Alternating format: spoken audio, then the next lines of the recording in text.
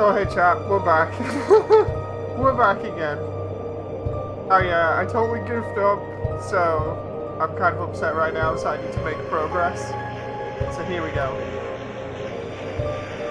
Hope everybody's okay. Hi, John! Hope everybody's okay. I'm hurting a little bit now, but... Oh boy. I'm kind of upset myself.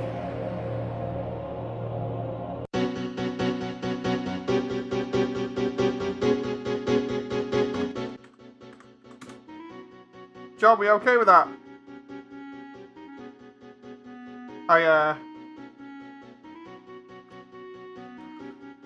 Yeah, RIP.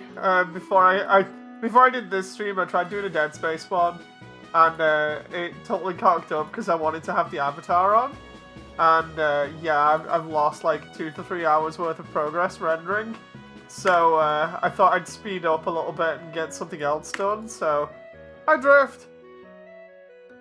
I thought, go on, because I had a render going, and it's supposed to go for like 13 hours, and I was like, 13 hours, man, I can get something else done in the meantime, I'll do a stream, and yeah, it didn't work.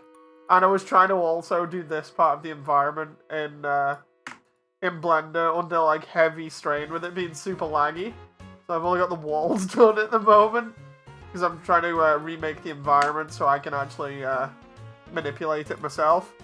So yeah. Hi Drift, nice to see you.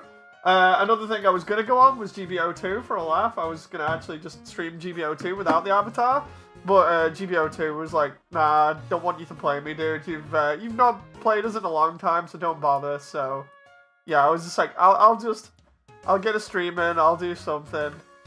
I'll have a good laugh and try and make up for the time that was just lost. So yeah. 3 hours of work gone, man. You know, not good. Today's been met. Yeah, as well as that, I figured out what was wrong with my health as well and stopping me from sleeping. Or at least I think I have. It's either I'm allergic to something or it's to do with my asthma.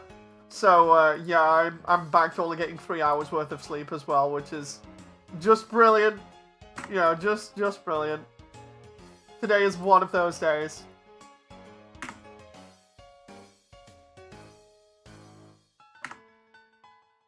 So, let's...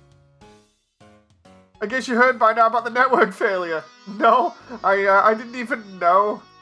Hey, Classic! I didn't even know that it was a thing, because I was like, I'll go on GBO2, and then when GBO2 didn't work, I was like, maybe I can go on SD? And I was like, no, I'll put my avatar on or something, we'll go do, like, Dead Space or whatever, because I can get through a lot of Dead Space in the same time that I used to say, like, do the rendering. And yeah, that totally screwed up as well, so I'm... No joke, I'm pretty much, like, dying inside right now in terms of the amount of progress that was lost. Especially because high-res renders just take forever. Dave did so much animating that he developed allergies to animating, says Audio. No. I know it's just a joke, but... No, I've mentioned it on stream a bunch. I don't know what happened, but, like... After I'd done, like, my spell working in security... my breathing was never the same. So, yeah, I have problems breathing now. It's great. I already had problems breathing due to my asthma, but... You know, it makes things a lot worse when you can't really sleep at night because you keep on waking up because your breathing keeps on interrupting your sleep. And that sounds terrible, but what I actually mean is it's like, I'll be sleeping, I'll get like 3 hours worth of sleep, then because I can't breathe, it'll wake me up, then I can't go back to sleep again because I'm wide awake. You know, so then I get fatigued. Well, then when I get fatigued, it's really hard to sleep anyway, or hard to do anything else, because I just feel out of energy. It's not nice. Not nice at all.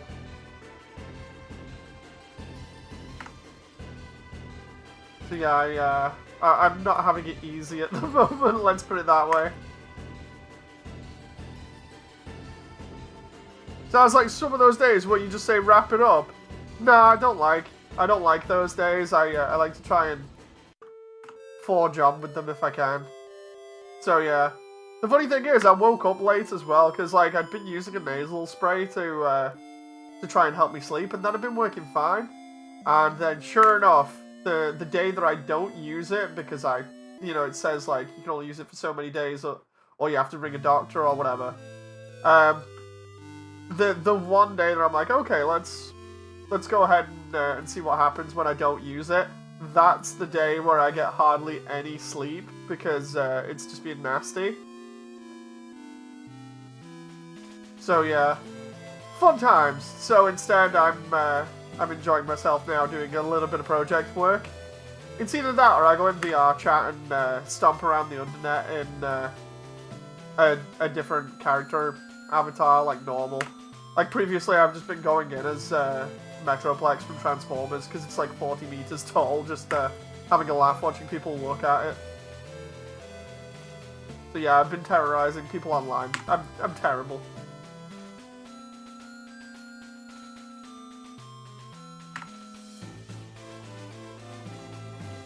First the hand issues and now you're breathing. Yeah, I've always had problems with breathing though. It's never been this bad. And it's never interrupted my sleep before either, so... You should go into VR chat as Ina. I don't think they have any time added, John, for VR chat, you know. Let's see. Platform 2. So yeah, just trying to catch up here at the moment. The idea for this is to set up one of the areas. Because the worst part for this is I've got to play catch up. Like, with this project, I've decided I'm going to do it in 4K. Because it'll be really good in 4K. You know, with the upgraded resolution. So sure enough, I spent all last night until about 5:30 in the morning. So I almost stayed up 24 hours. Working on stuff. And then I was like, I've got to play catch up loads here. So I need to do more work when I'm not rendering to try and get all of this done. And yeah, it's not happening. Don't even know where I was going with that conversation then. It just kind of fell off when I was busy trying to extrude these areas here for a moment. So yeah, everything's a bit crazy. Hope everyone else is doing a little bit better. I did show you the time out in VR chat, remember, says audio. No, I don't remember that audio. I'm so sorry. It makes it sound like I hardly remember anything, but with me, you know, obviously having like problems and everything with sleep and stuff, it gets hard to remember certain things that have happened as well.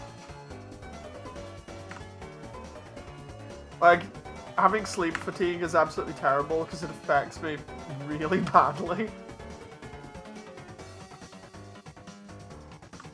I wouldn't mind as well, but there's other stuff going on that's a little bit more personal that I don't want to talk about, that's related to like family members and stuff, but it's never a dull moment, let's put it that way.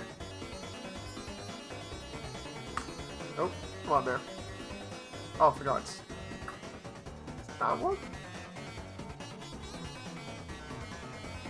I figure what we'll do is we'll get this set up, get it all connected, and try and get it done, because if I can get this done, then at least it's a little bit of progress.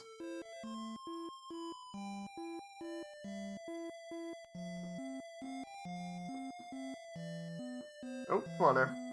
This was all modeled by somebody else originally, which is part of the reason I want to go back over and do it myself, because then I can change bits that I want. But to do that, I have to do a quick mock-up of it. Like, somebody's probably spent forever making this, and I'm just making a complete mockery of it by making it look like it's super easy. There's a room in VR chat dedicated to Time Man and avatars. Ooh, sweet! Have to have a look. Have your neck gotten a bit larger since you had sleep issues? I've not really kept track of it, to be honest. Like, the sleep issues thing comes with, like, I'll detail it. Like, I have a dust allergy, I found out over plenty of years that I have a dust allergy. So I was like, maybe it's that. But the thing is, like, it wasn't as bad as it is now, because, like, my skin has allergic reactions to it as well, so obviously my skin condition's gone worse. But, it's the whole thing of, previously, my breathing condition was never that too bad.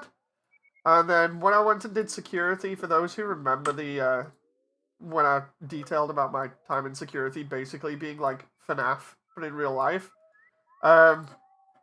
what ended up happening was the people there wanted to skimp out and not use the diesel generators to save money, and instead used experimental biofuel that they made in the generators.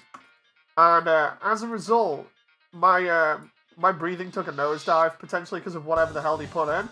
So they got these diesel generators, I think 4 of them, pumping out this weird biofuel that they'd made up.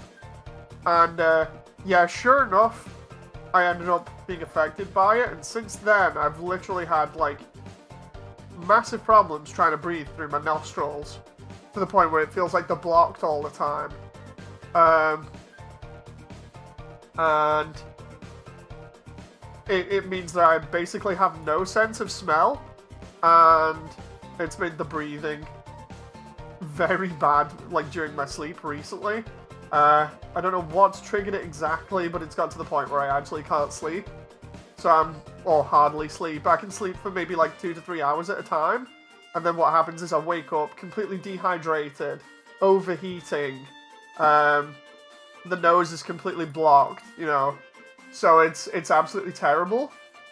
It's interrupting my life completely. It's having knock-on effects in which my family members keep on thinking I'm exaggerating, or they were up until recently. They're like, dude, you're exaggerating, it's not a big deal. I'm like, no, it really is. It's a complete mess, you know. I never expected to have this much problems, but of course it's what happens. Sounds like a super powerful origin story. You sure you don't have some hidden ability?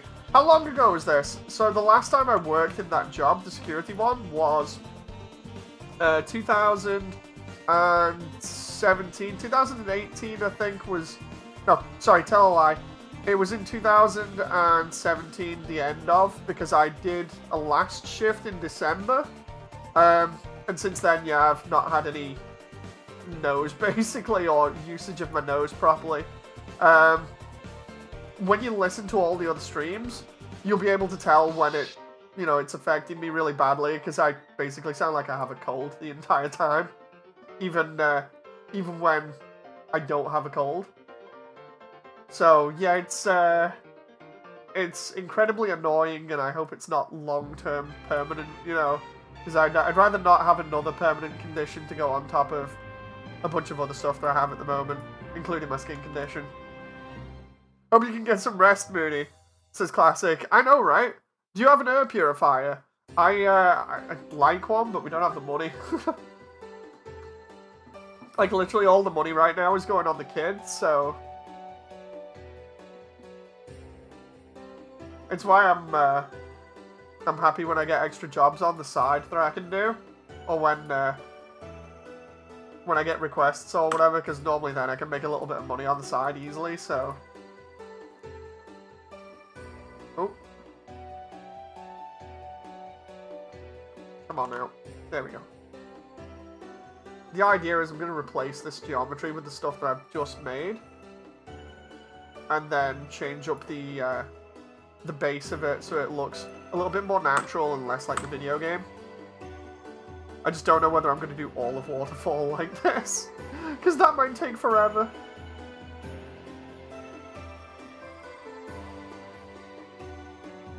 But I'm going to do this section more or less like the one that we've got here, and then I can use it for a bit of geometry.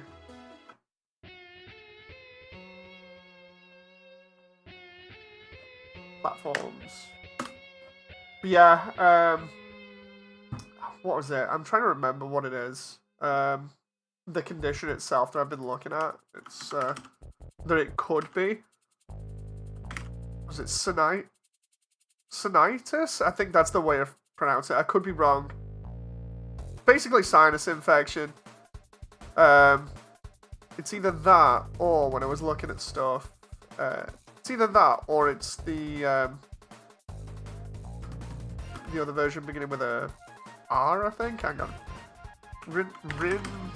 Rhinitis or something? Rhinitis, yeah. There we go. Inflammation, swelling of the mucous membrane. It sounds like I've got a cold the entire time as a result. I'm just looking it up on Google now. Yeah, because the worst part about this is again, it's that whole thing like with my arms where I had to manually diagnose, or rather self-diagnose. Don't like doing that, but let's see. There we go. So it's either allergic rhinitis, where you get irritated by stuff like pollen, dust, causes sneezing. Easy to treat with medication, I hope so.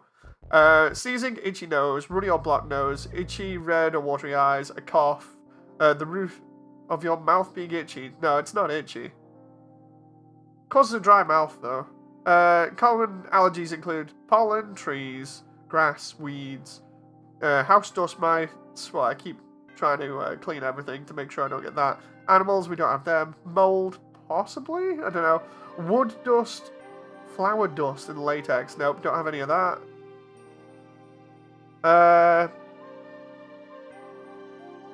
If you also likely to get it if you either have asthma or eczema. I think it is. How to treat yourself, antihistamines, decongestant nasal sprays. Yeah, I'm gonna have to check stuff out. Seriously, Dave, you may need to look into a lawsuit because it sounds like the company you work for neglected their employees. The thing is, it's like, I'd love to say, you know, go for it, but I don't. The thing is, it's like, it's that long ago that I don't know whether they're still around anymore. I think the company might have folded. Hang on, let's try. Let's try it. I'm just going to try looking up the company here.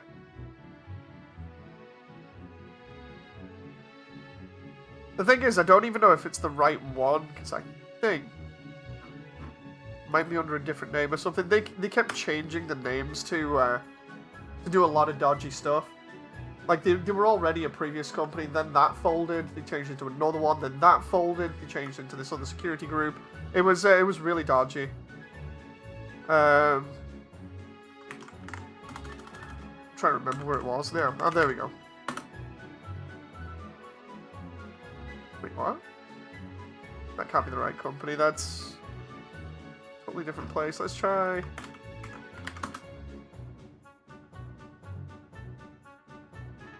Let's look at that. So funny how easy it is to find this place. I'll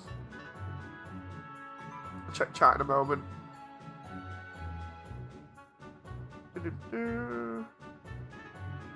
Oh yeah, I think they've changed again. So what it is it's a really dodgy place. It's the same place that I'm doing my video game based on, but I might actually have to change the geometry. What ends up happening is they fold when they can't do business anymore, or when they run out of money or something dodgy happens. And then they just rename themselves because they're ran by this other this guy that has a lot of money that put investment into the actual building and then never paid any of the bills. I think I've mentioned this a bunch of times in chat.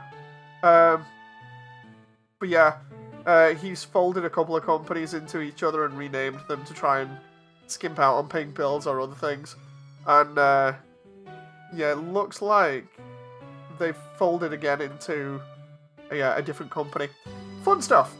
You know, that's what I get from working with dodgy companies. I hope you get a game made. You should do a website to sell the game. I really want to Classic.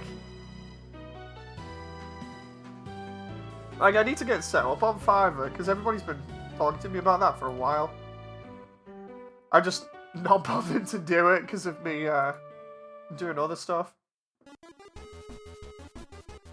And by other stuff, I mean working on other things. Platform material.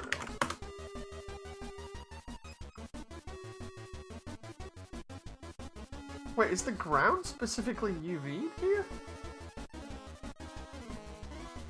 Oh, are you kidding me? They actually have... Oh, interesting.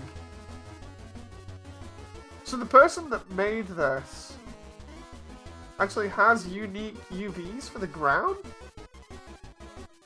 Okay, that's going to make things interesting. So I have to UV it the same way that they've done?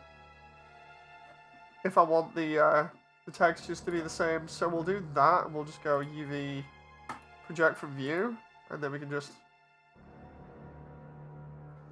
Interesting. I'm learning more about other people's work here.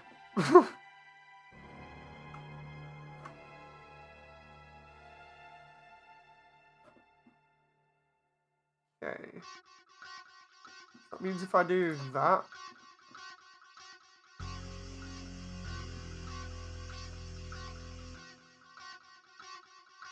We should, hopefully... Oh. Have full control over this. Yeah, how's everybody else doing? I just don't want this to always be about me, you know? I like checking up on everybody. I'm still can't get over that mess up with the render. So upset that I screwed that up.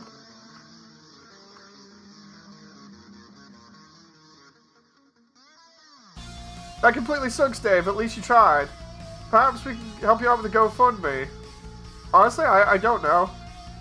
John says I really need to pay. No, you don't, man. You've already paid me a lot recently.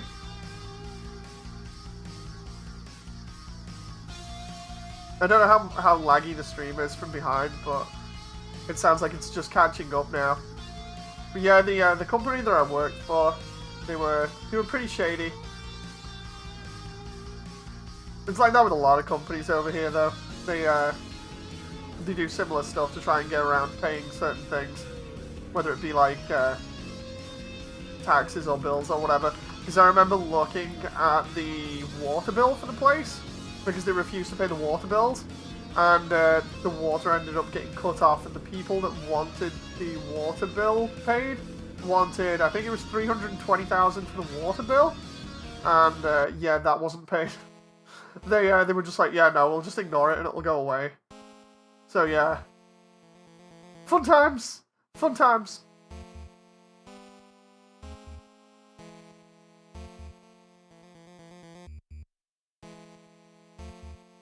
Again, it's stuff that I've mentioned in I think either previous streams or I've said specifically when I was doing stuff for the indie game. I need to actually stream the development of that again once I've done the Undertale animation, because I figure I'm going to go back to that and work on that and get that done, because I need to. But at the moment, this project requires my utmost attention, because it's a passion project and it's really helping. Oh.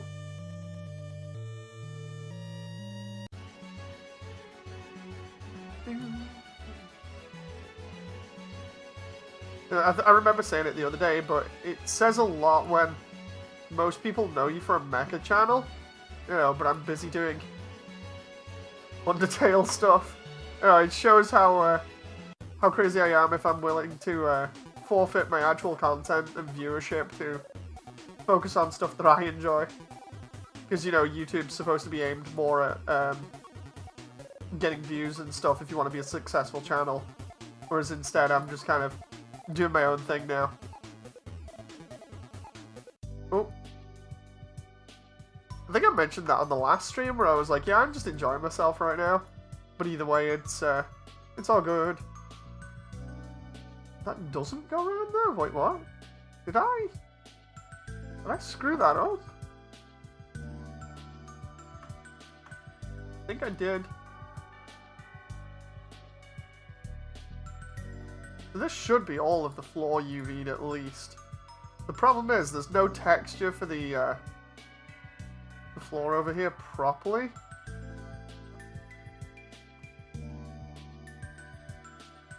You have to do when doing arts this classic. Oh, you mean sacrifice viewership for the artwork stuff. Yeah, I don't think YouTube promotes art and stuff like that much. Remember 2000 triggers in 3DS Max or CAD?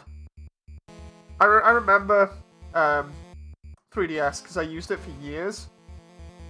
Specifically, I used to bounce back between 3DS 9 and well, 8 and 9 originally. 9 was really stable.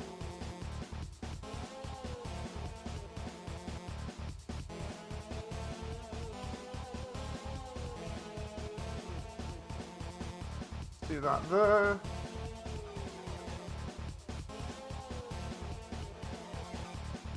Drift says, I've been playing Star Trek Fleet Command via mobile for a while. The game is a base building resource management PvP. It's free to play, but it does allow pay to win, but it can get expensive.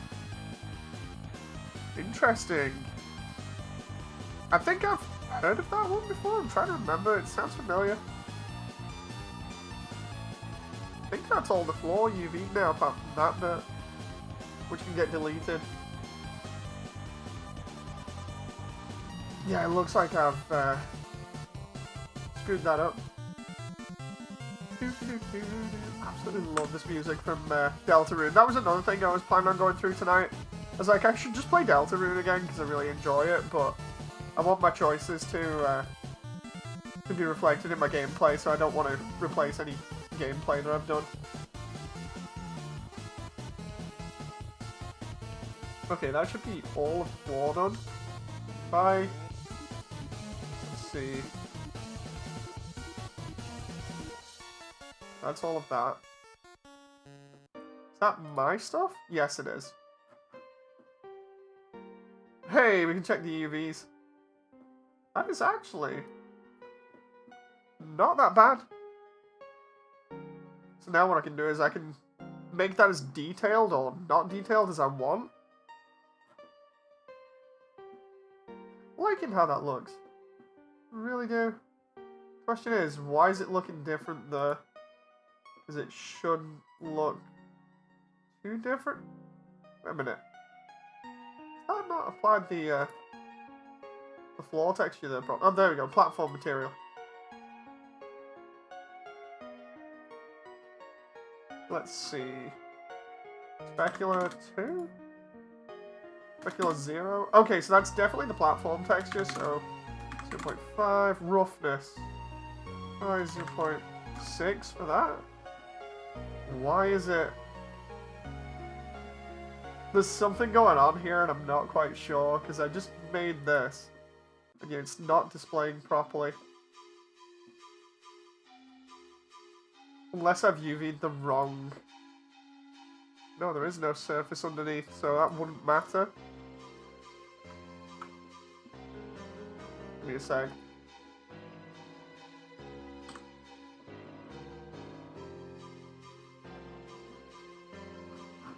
Let's try using the,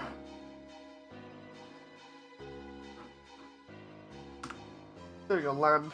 Let's try using the land texture here that they've done. So that's exactly the same. It's just not shot. Maybe it's my lighting. I've been watching YouTuber Rev Deuce has been helping a lot with the technical aspects of Fleet Command. Says Drift, for new players. I would recommend him to understand the basics. Ooh. Interesting. John, it's the song. John hates this one because I played it for a long time and then he ended up listening to it.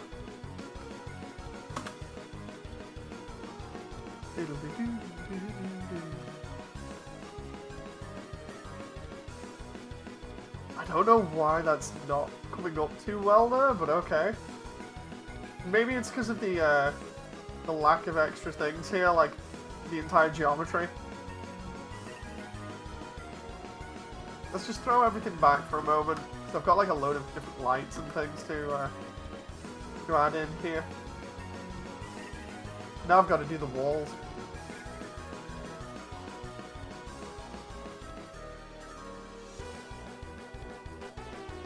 Okay.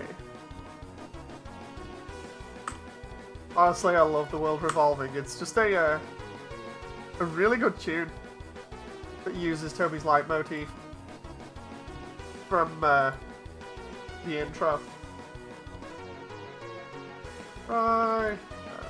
Cave walls.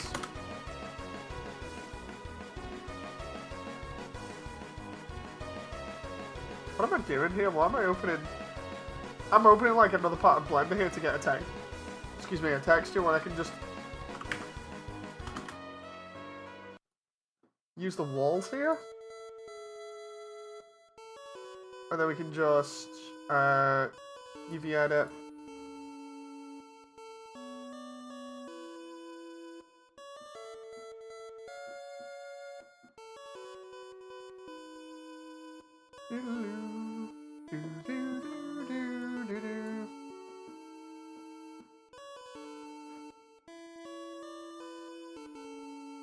See if I can get these places done. The only problem with this is stretching. Like UV stretching there is not good. So let's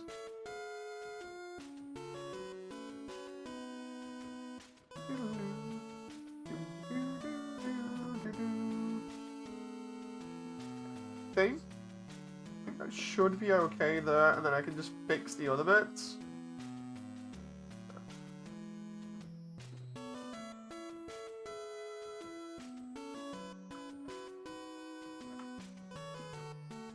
I love streams like this because they're pretty chill, so I can just get on with stuff and enjoy it and chat to you guys at the same time.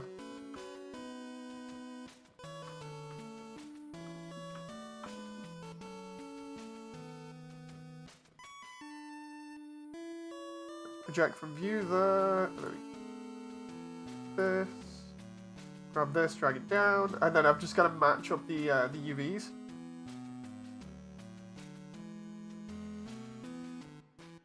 Oh crap! I think it's roughly about there. Looks like it.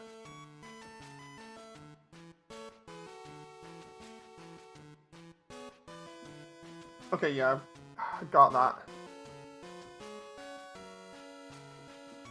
The question is, why isn't the material looking as good as the default one?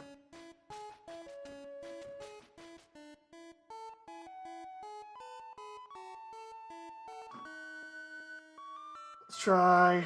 Roughness needs to be about 0.6. Specular's fine.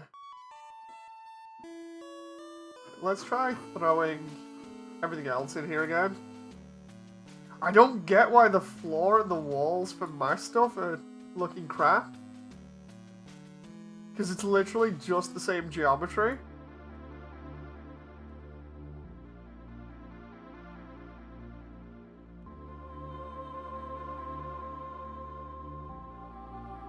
Let's see from this angle.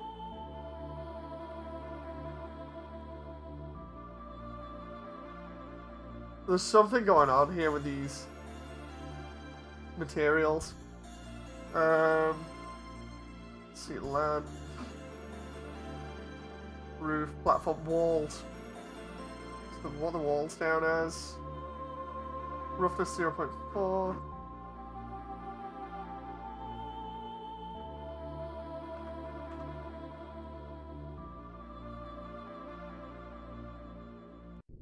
Try that or cave walls.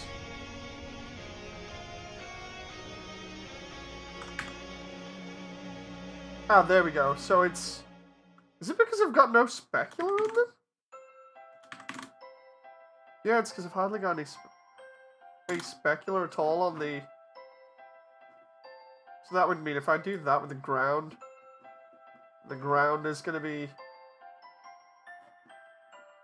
a little bit different. Kind of see it. Hi, Devasia. What are you up to? I'm trying to do a little bit of waterfall here, but I might end up just keeping it the way that it is. I'm trying to do the one of the VHS bits. Because I'm literally up to VHS3, and I'm like, I can so just use this area, or reuse this area, but... Like, for anyone who doesn't know the game, the VHSs detail the backstory for the entire game, basically. Or rather, the main characters in the game. I'm like, okay, I'll use this area, but it doesn't look like it's going to work, so maybe I can use Undyne's bit instead and just not do as much work. Let's see. Undyne's fight. How you doing, Devasia? This one. Am I missing files here? I think I might. Oh no, wait, that's the end of it. Are we missing textures here? Why is she purple there?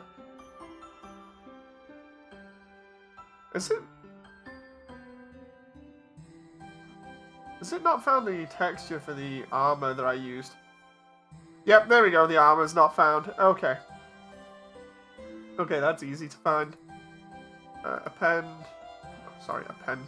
Find external cleanup. Missing files.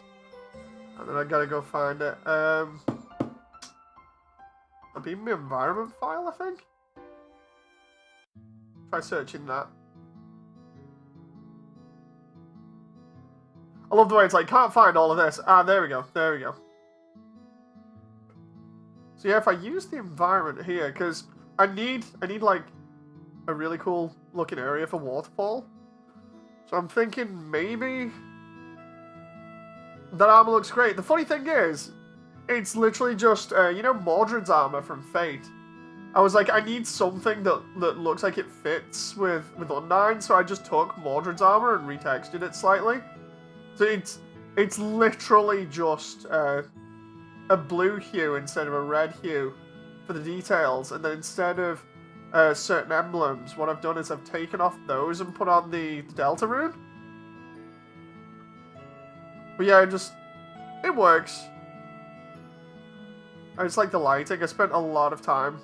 The thing is, though, because it's a different mesh with a different rig, it takes a lot of sort of messing around to make Undyne work. She's two rigs basically meshed into one. It's a lot of messing around and a little trickery, but it's cool looking, says Classic. Thank you very much! Yeah, this is stuff that I've not shown off yet properly, so I remain silent with that. But, like, over here, that's where I might end up having this all take place, because of these particles. I'm thinking if I can have the two characters that I want placed here with the particles going off. And then, let's see, have I got the roof set up? No, I haven't. I could try making that look like another part of the environment. All tongue, says John. Wait, what? I'm not familiar. I'm kind of all over the place right now, thinking and trying to go around everywhere really quickly. So I'm not on board with you, John. I'm kind of confused. Yeah. So if I take this, I take all of this. Jesus, why are all these files green here? That makes no sense to me. And why are there so many? Oh, I see. It's related to Undyne. Can we?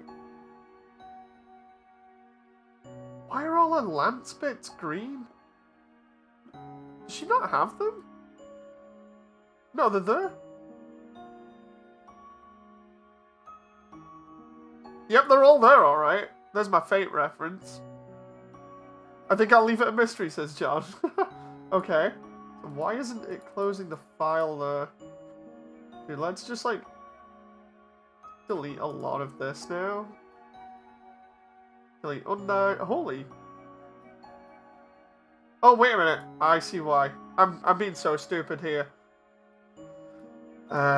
Delete that. Undyne's fake lights. Let's delete those. Which leaves us... Whoa, whoa, whoa, whoa. I actually needed those. What about Ah, there we go. So that gets rid of Moody, so let's yeet him out of existence. What does that get rid of?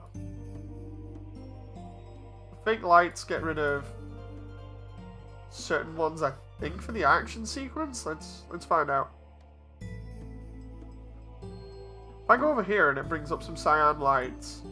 Yeah, okay, so they can go. I think. There we go. I still have the environment. I need to put, like... What I need to do is put one of the waterfalls in here properly, because I do have them. I could probably put them there. You sent Moody to Brazil. He's fine. He'll be back in no time. So that means the rest of that is just the geometry. I spent a lot of time messing around with this. Like, let's get rid of the annotations down here. That way... Because I might end up reanimating this fight, because when I looked at it before, it was a bit all over the place. Let's do Undyne, fight area, VHS3. Yeah, the fight's kind of all over the place. It's got some good pacing at the beginning, but then the way that I've done it, it's just a little bit all over. I'm going to need to redo it. I still remember going around and placing all of these reeds all over the place. They were really fun. It's like making everything look as though it's a water-filled cave, because originally it didn't look anything like this. And I ended up doing all the side bits as well. Because there's I don't remember which bits of the geometry I ended up going all in on and editing, and I really should do the roof again. Thinking I should put the yeah, I really should do the crystals in the roof, because that'd be really cool. It's missing the fancy element. Let's try. I'm just gonna save that for a moment. I'll open the other one in the roof and see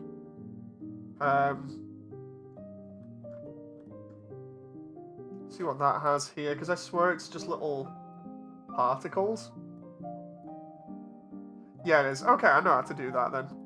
So we can go fight area VHS3. I love doing this, because, no joke, out of everything that I've done ever, I like just seeing all of this come to life in 3D. It's time for me to head to work. It's been fun watching, Dave. You take care, okay? Says Drift. Yeah, thank you very much, Drift. Take care. Thank you for sticking around again. Right, let's do that and do a gem. That'll be probably an ISO. Sorry, an icosphere. Small gem. And then we'll do material for this and do gemstone material. And then we'll have that be glowing. Have it be... Is it that colour? In the other one? Let's find out. I'm just going to open another window here. The problem with this is, because I have to play catch-up so much, I end up opening, no joke, when I'm just, like, animating stuff and trying to figure out everything, I end up having, like, 3 different versions of Blender or more open just to work on different bits. Always my pleasure, Dave, says Drift. Thank you very much, Drift. It's always a pleasure seeing a friendly face. Especially one that I recognize. You know. So the question is, did I put a mixture on the roof or what? You did all this earlier? Yeah, I've done all the geometry and stuff earlier. The only other stuff that really needs to be done is, like, Hotland. The thing is, it's like... I did all of Snowden, but it's like, I keep looking at the geometry and saying to myself, can I do this better? How long will it take? You know, it's a little bit annoying because I want it to look the best it can, but I also don't want to be constantly redoing everything to the point where I'm spending massive amounts of time just redoing all of the geometry from Undertale to make it look better. There we go, that's the... You guys won't have seen that then, but I was getting the right hex code for the gem. And then it was about 20. then what we do is we apply that to the roof. Let's... File part... Wait, there's a particle system on the roof? I wish I could have multiple Blender windows open at once and be visually effective. It's, You can do it, it's just awkward.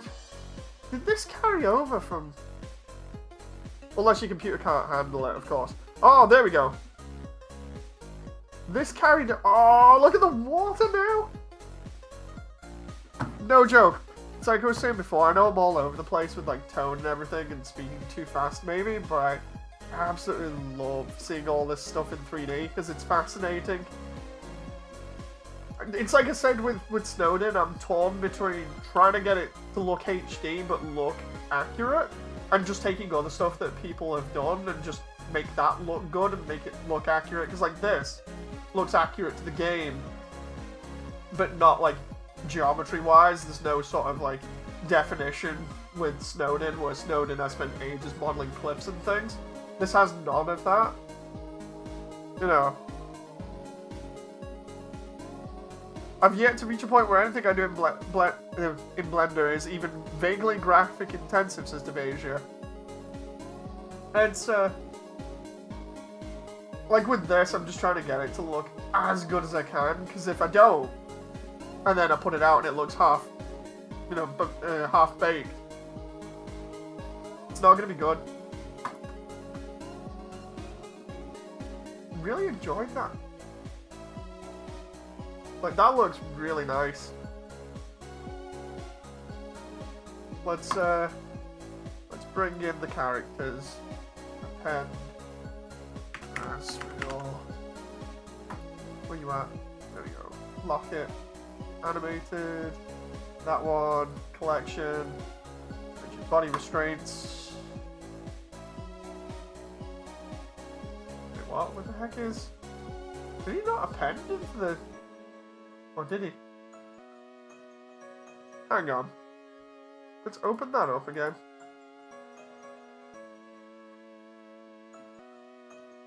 How long do you reckon the animation will be? It'll be like a full-length movie in scale. Because, like, for instance, if I'm going to show you a bit behind the scenes now. Hang on. I need to actually do the voiceover for my part as well, because if I don't, and then we have the kid, then it's going to be crazy. I don't want to be shouting or anything. So... Okay, so if I open the ruins... Like, for instance, here's the ruins. I'm just waiting for that song, places, John. So this is the ruins so far. Just the ruins segment, so from the beginning all the way to tutorials fight and then leaving the ruins. I'm not going to show you bits of it. But yeah, just the ruins alone is 15 minutes. Wait a minute, that's not coming up because... Did I open that in another window, or is that catching up with you guys on stream, or did I pause it on stream by accident? Stream's behind, that's why. If I click live there... For some strange reason, on my end, it's behind and it's not showing it me, and now it's buffering on my end. But yeah, you guys can see the timeline, right? I'm hoping.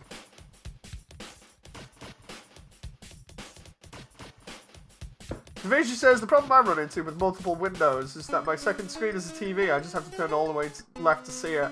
I have a couple open, so I've got 3 screens. 2 of them are TVs. One's a DisplayPort, one's a HDMI. So I run OBS on one, chat on another, and then Blender in the main one, but most of the time I'll go between them all for editing and things. Can you guys even see that? I'm trying to... Just give me a message if you can see my timeline that shows tutorial and in the ruins at the moment. Because this is old footage as well, where I'm going through and doing in 4K. Okay, so yeah. Just the ruins is like 15 minutes, and I think, if I remember rightly, the True Lab is 25? Hang on, have I done any other segments? No. there's the trailer. Yeah, just with how I'm doing this, and just the ruins being 15 minutes on its own, I'm gonna say that roughly each section will probably be about 15 to 25 minutes. So that's the ruins, Snowden, Waterfall, Hotland, the True Lab, and then the ending, roughly. It depends, like, because I love trying to get all the details from the story in, so... Let's see if I can get the characters in here again. Collection, body restraints. There we go, where are you? There we go, there he is.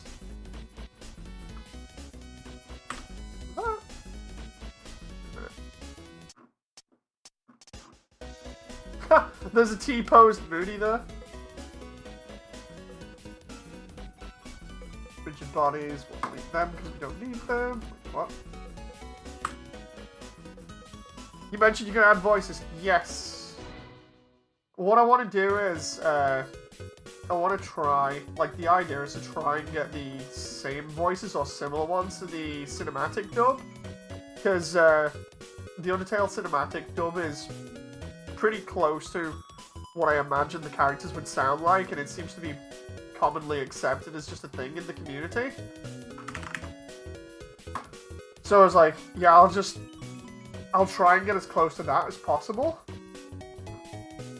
Oh, rigid body constraints, delete those. But yeah, I'm gonna have to then go and find people to do voiceovers. Fun times. Get rid of that. Like, this is probably the biggest project I've ever worked on, and it's literally just because I like the game that much. It's pretty nuts, and I don't think I quite figured out the scale until I dove really headfirst into it, because it was only meant to be a small segment of the, like, the series that I was doing, you know, the, How Did We Get Here series. And then it's kind of blossomed into its own massive thing. It is by far the biggest thing I've worked on. But, I don't mind. Like, I tried doing another project similar to this, and it fell through, so I'm happy that this one's working so well and that I don't have to rely on too many other people to get it done. You're making the stakes really high. Yeah, I just want to go all in, you know. It's like, you see a lot of Undertale animations that are really good anyway, so it's just like, I really want to throw my hat in the ring and be like, check it out, this is what I think it'd be like in 3D. Let's see. Just realised we're up to Smart Race now. Oh dude, we are gonna have one hell of a time trying to get this to work, because both Kara and Asriel here are too tall. Way too tall. So they need to go back there like this. I shouldn't have got rid of Moody, because Moody was a reference to the height, really. Because Moody and Undyne on the bridge didn't take up too much room. They're like giants now, I gotta scale them down.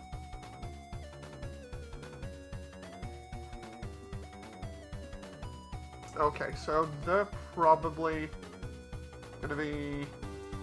Let's have a look here. Probably gonna be about that, roughly? Maybe a little bit smaller.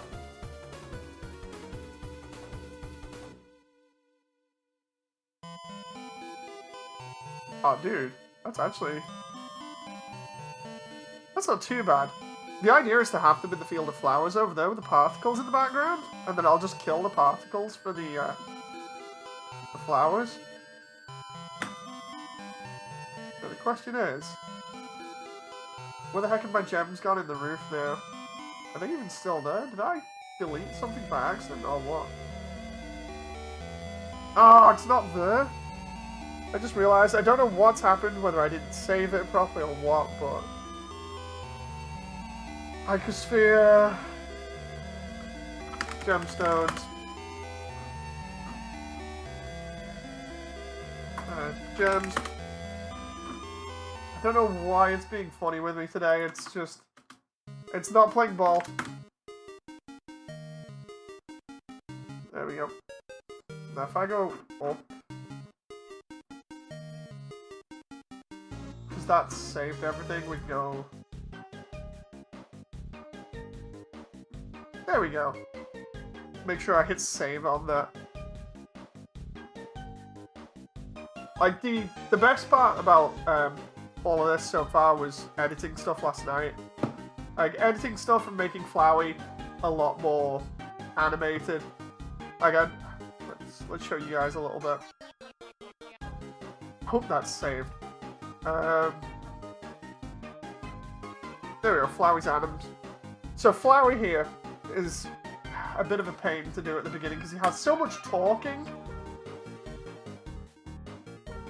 I did a video last night, which was one of his lines from the beginning, where he says, "You just want to see me suffer." And I put that up, showing a little bit of what I was doing, but a lot of Flowey's animation stuff goes into trying to get him to move around and act like a proper character instead of sitting still. Because I don't like characters that just stand there frozen. So with Flowey, it's a lot of kind of moving his petals to emphasize when he's moving. Like this. Gives him a little bit more emotion.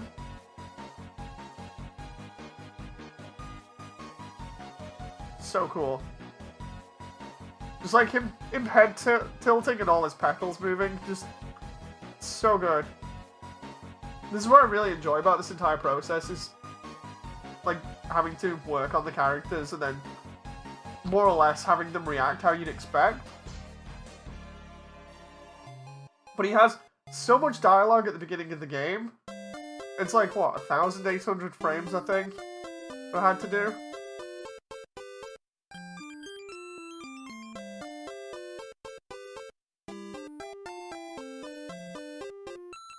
Really enjoying this.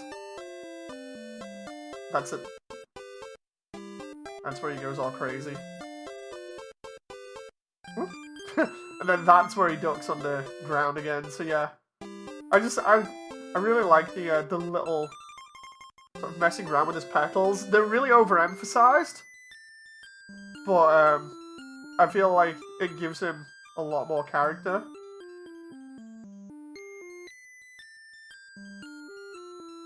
Saved everything this time as well. There we go. So now I need to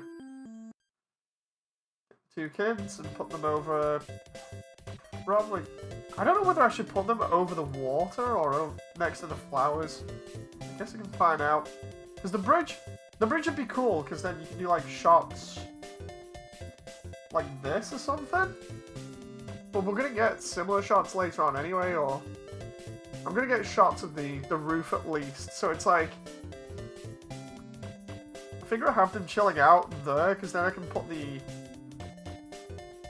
camera down, because I need the camera in here as well. Let's move them over.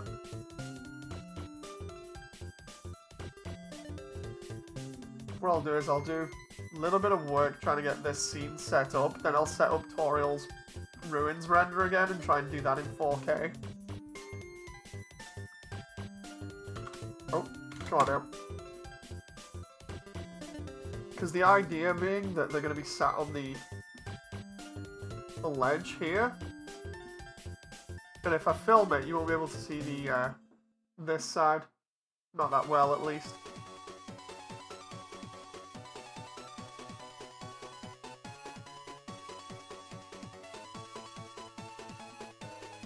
But if I film that from about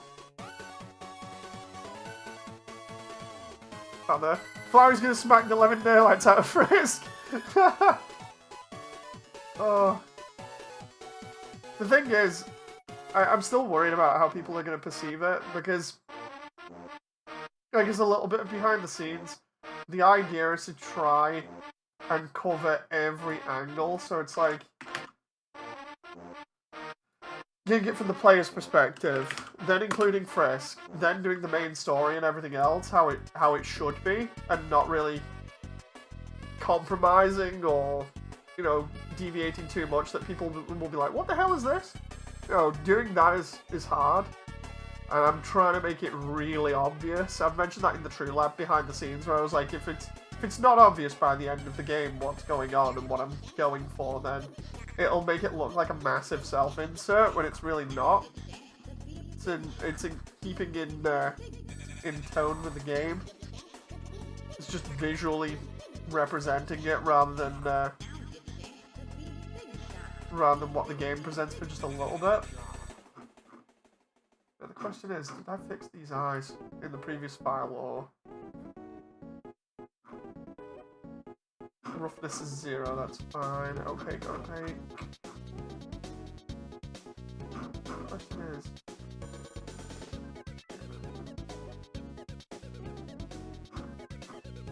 I'm gonna make sure I've got all these materials right, because if I don't, then it's gonna suck. Oh, let's get a camera in here.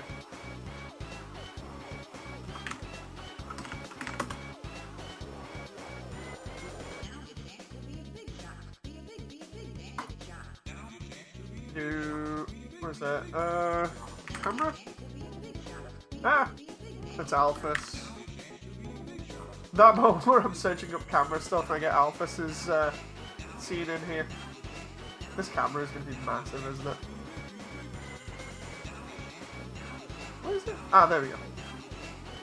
That not drag some of the... Classic says, can you see the level borders on the platform, or is it invisible? You can't see the level boundaries the way that I do everything here. I try and avoid that kind of stuff just so that, you know, the user thinks it's one, or the viewer thinks it's one giant sort of connected area. That's why I tend to, especially with this, that's why I tend to make all the lighting darker first and then add in my own fake lights, because then it looks a lot better. You know, because you can camouflage things, like, for instance, round here. Oh, crap. Round here, that's where the other part of the level would be. Bam. There we go. You just don't see that because I'm focused too much on the lighting as it comes up here, which makes it look dramatic, so yeah. At the end of the animation, everyone's going to dance to Thriller, or... as the screen fades to black.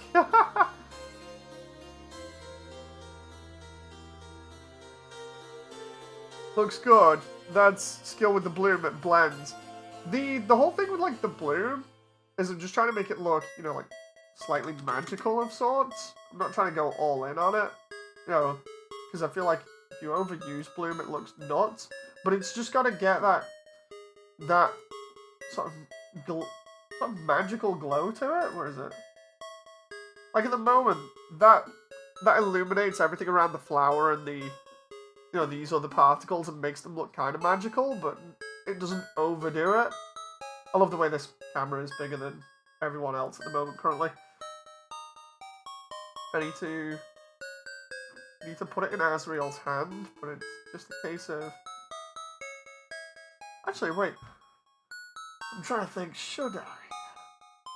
Let's just check VHS3's thing. I really should have this all on file by now. Undertale, True Lab, VHS.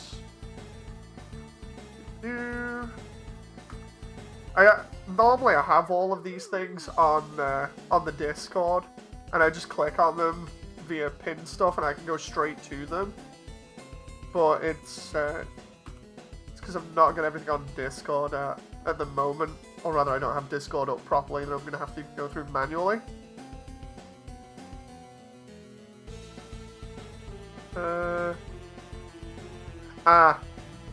Okay.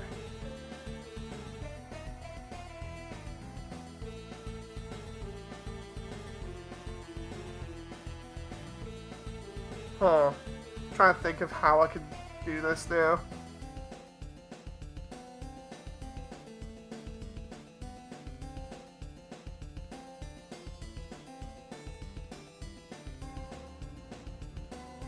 Okay. So I think what I can do is... Oh, come on. I think what I can do here is I can have it shot from Asriel's perspective again, and then I can do another scene here later on. It's totally fine.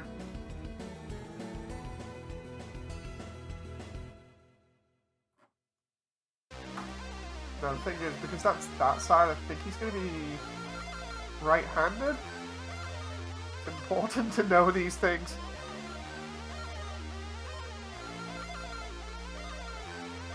Love the way his arm is currently going through Kara at the moment. It's fine.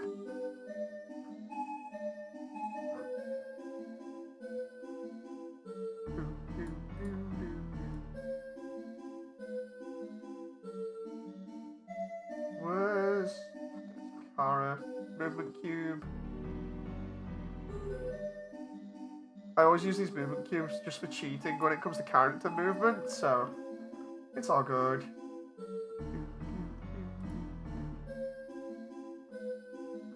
Where is... I'm trying to find the pivot for the camera now. Ah, there we go.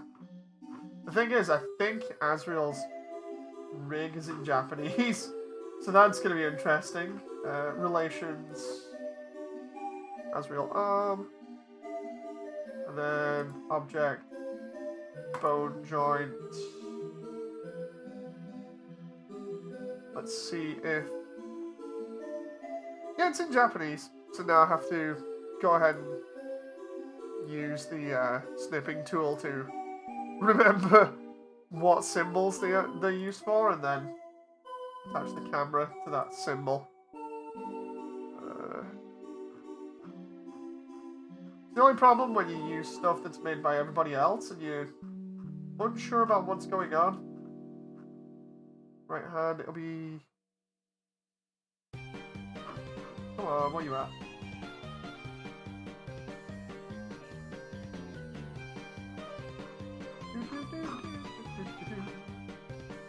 Trying to find this now is a bit of a pain.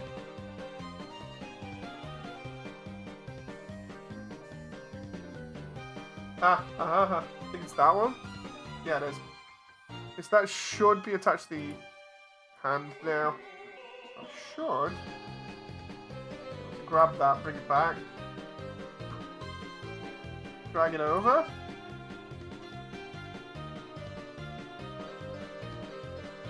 Then drag it up and slap it in Asriel's hand, and then scale it. It's the same one that Toriel uses in her VHS bit that I did with Asgore that looked a little bit funny and had everyone being like, wait a minute, what's going on here in Discord?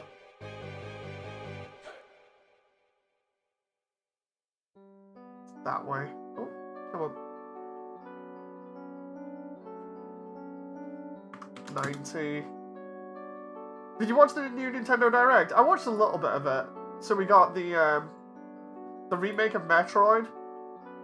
Well, specifically the first Prime game. Amongst a few other things. Jen was talking to me before about it. Did you anything catch your fancy? Definitely Prime. Like, the remake of Prime seems pretty cool. I'm gonna have to look at the rest real quick. Just gonna drag it up. Nintendo Direct 2023. Because I can't remember what else was. Pikmin was on it. Oh, look at IGN here. The new Zelda was obviously a thing. Jen will probably, Oh, wait, what? Wait, Metroid Prime's out? Dude, did they just... Oh, no, wait, no. Oh, physical games will be available on 22nd. Dude, I might have to try and get that. Pikmin 4 has the adorable dog helper. That was what Jen said, but I need to actually look at it properly. GBA games will be available. Ooh. What have they said here? Super Mario Land, Gargoyle's Quest, Metroid 2, Return of Samus, Wario Land 3, Minish Cap, Super Mario Advance 4, WarioWare, Kurukurukurin, Mario Kart Super Circuit, yeah. They need to release a lot of other games here. Like, where's Golden Sun? Slap Golden Sun on there, we'll be happy. Pokemon trading card game. Metroid Fusion, yeah, I expect that. F-Zero maximum velocity, ooh, nice. And there we go, Golden Sun. Will be added in future. Nice. Advance Wars, Mario Kart 8 booster pack? Yoshi's Island, ooh. Splatoon 3 Battle Pass, is that? Oh, Expansion Pass. Okay. Kirby's Return to Dreamland Deluxe gets a new trailer. Oh, I might have to have a look at that. The last Kirby game I played was really fun. Xenoblade 3 adds a new hero. I need to get Xenoblade 3. Fire Emblem new DLC. That's for the new one. Disney's Illusion Island. I was interested in this because they're using the Illusion tag on it again. It's been a while since they used the Illusion tagline. I like the Illusion games. Octopath Traveler 2, that's going to be fun. Bayonetta Origins, wait, what? Have to have a look at that.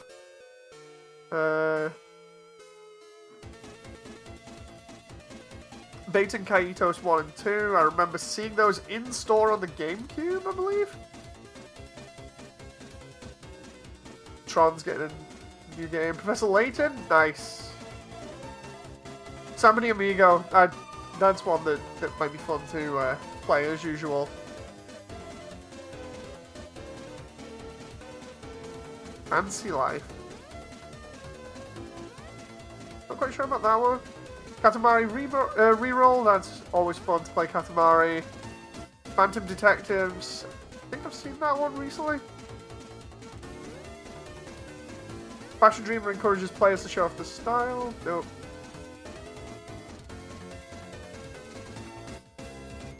Let's see. So yeah, there is some really cool stuff there. GB and GBA games coming to Nintendo Plus or whatever the name is. Yeah. Like it all looks interesting, but definitely my money's on like Metroid Prime and Pikmin.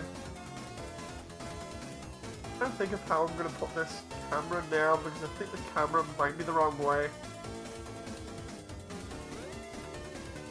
I think it's meant to be that way and then rotated. Ah, yep, there we go. Got it. Oh.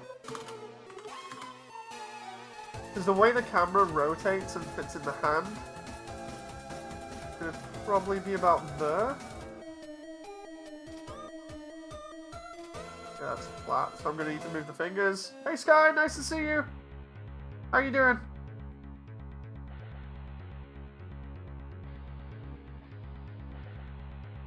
The camera is a bit too big here, so we're going to scale it down for Asriel in this. What about you guys? I've been better, but I'm alright. The thing here is we've got a little thing we can play around with on the camera that I added to control the strap size, so use that a little bit. I like being able to find out all these little things about Blender. Okay, now what I need to do is attach a first-person camera to the actual camera. Whoa.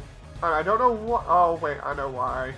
I've got lights attached to the camera as well, but the lights are now massive because of how everything's been, so I need to scale these down and tweak the values. That is now too big.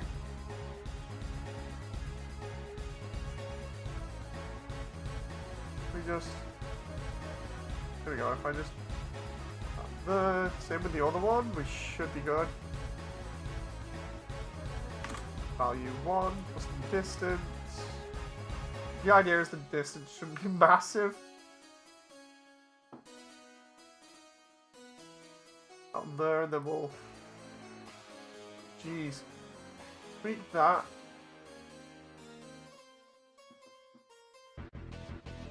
Hey! Knock You Down's coming on in a moment. Love that one.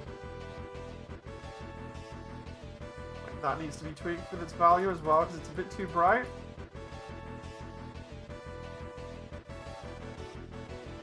Here it is. Absolutely love Knock You Down.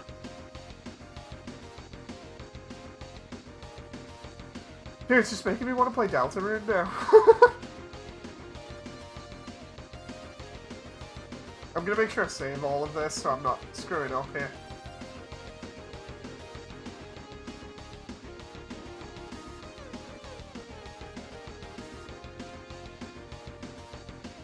What I think I'll do is I'm like, should I cheat at the camera here? Like, cause I know I'm gonna add a camera anyway, but I was gonna see if I can add a box then the camera, cause it would balance it out a little bit easier. But we'll just add one and see what happens. Relation to the camcorder. Put that on the camcorder mesh. There we go. And then what's going to happen is we're going to see the entire scene from this camera, so I need to have it be the correct way.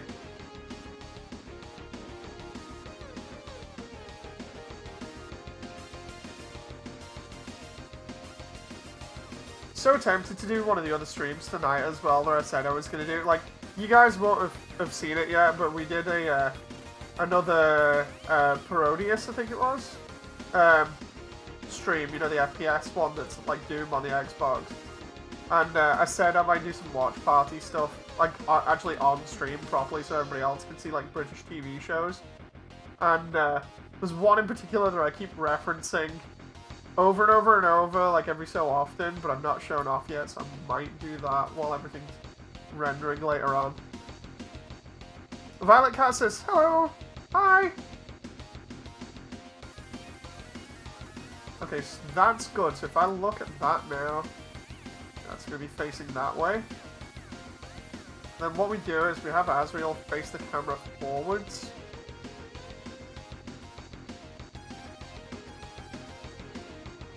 To make sure I just have that position correctly along with the hands, and then we're good. Because we're not going to see this on the camera, that's not too bad, but I still want to get at least a decent position.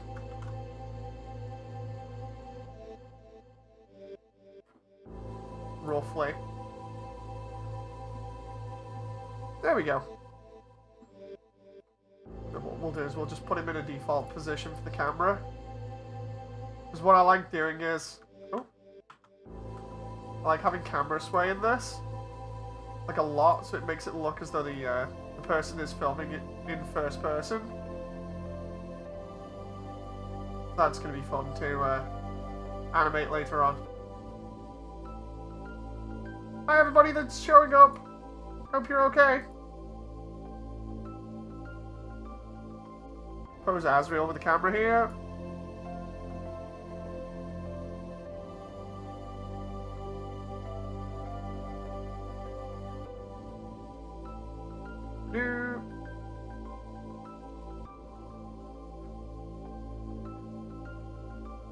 Now the question is, have I got that right for the... Yes, I have. What's going on? I'm animating Undertale in 3D. The entire game. I'm just working on a little bit of it at the moment, specifically the third VHS tape from the True Lab.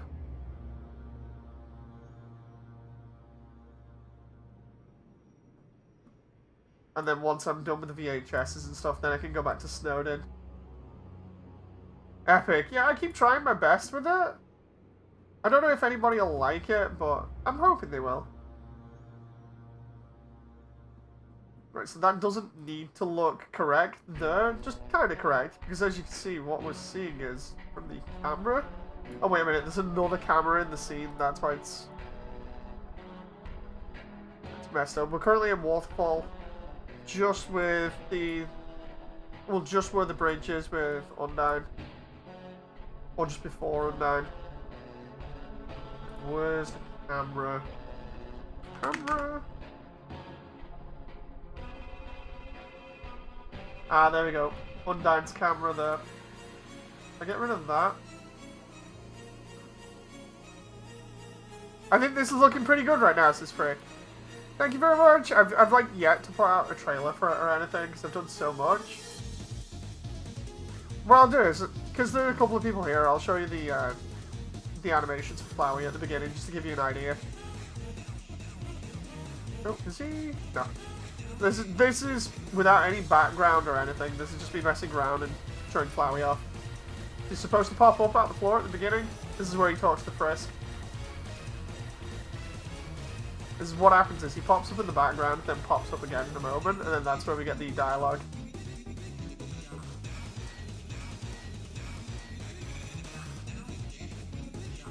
So just imagine the beginning of the game, but he's animating like this. It's pretty smooth.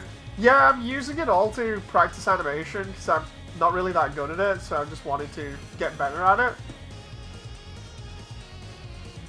I don't know whether I should drop a trailer or not yet, though, because I've not got very far in it. I've got to, like, halfway through Snowden.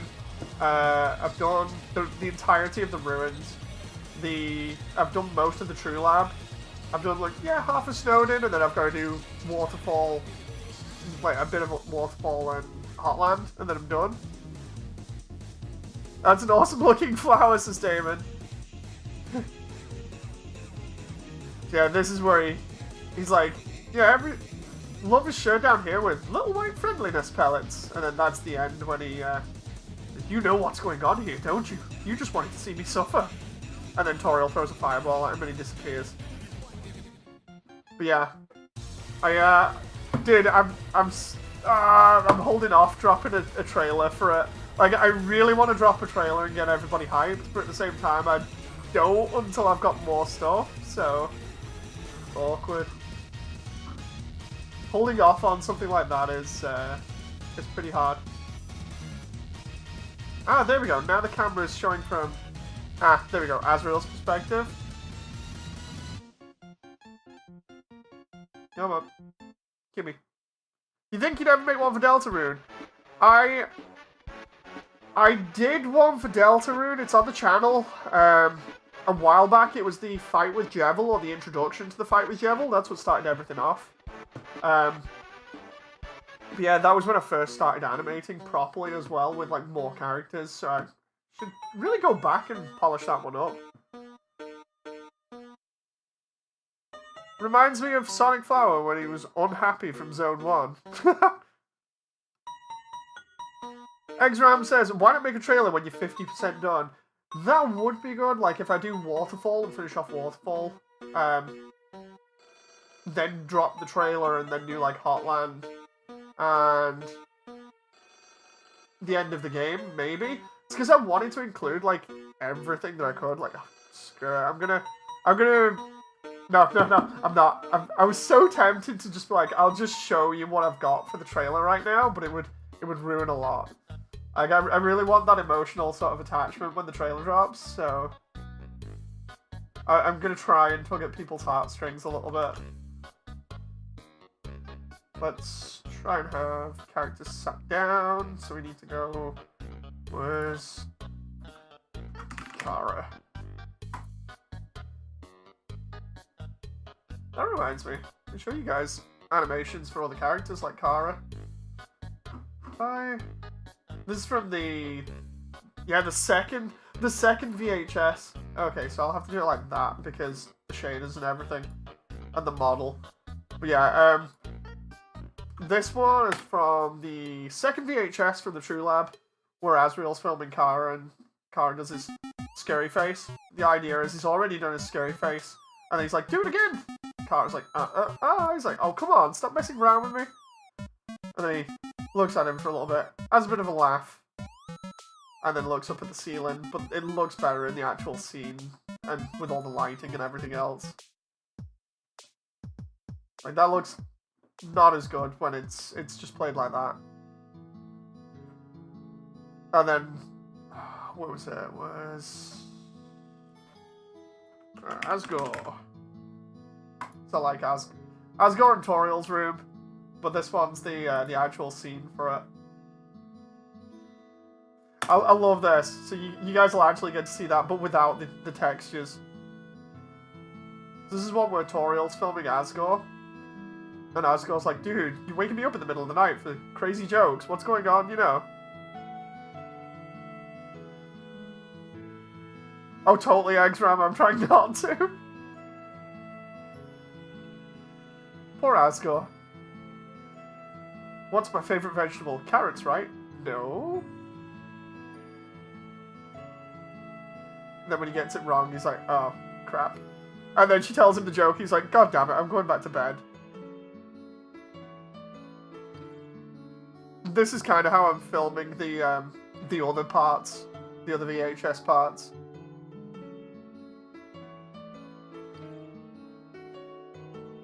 This is where he tells his own joke, and then Toriel's like, right, I'm going to bed. Or is it a little bit too soon? No, that's where he's laughing in bed, because they're telling jokes to each other again. And then he's like, he tells his joke. She's like, yeah, I don't find that funny. She teases him and then goes to bed. That's where she's like, oh, I'm going to bed. I'm just moving around. And he's like, dude, seriously? She's like, yeah, I'm teasing you. And then he smiles again for a little bit.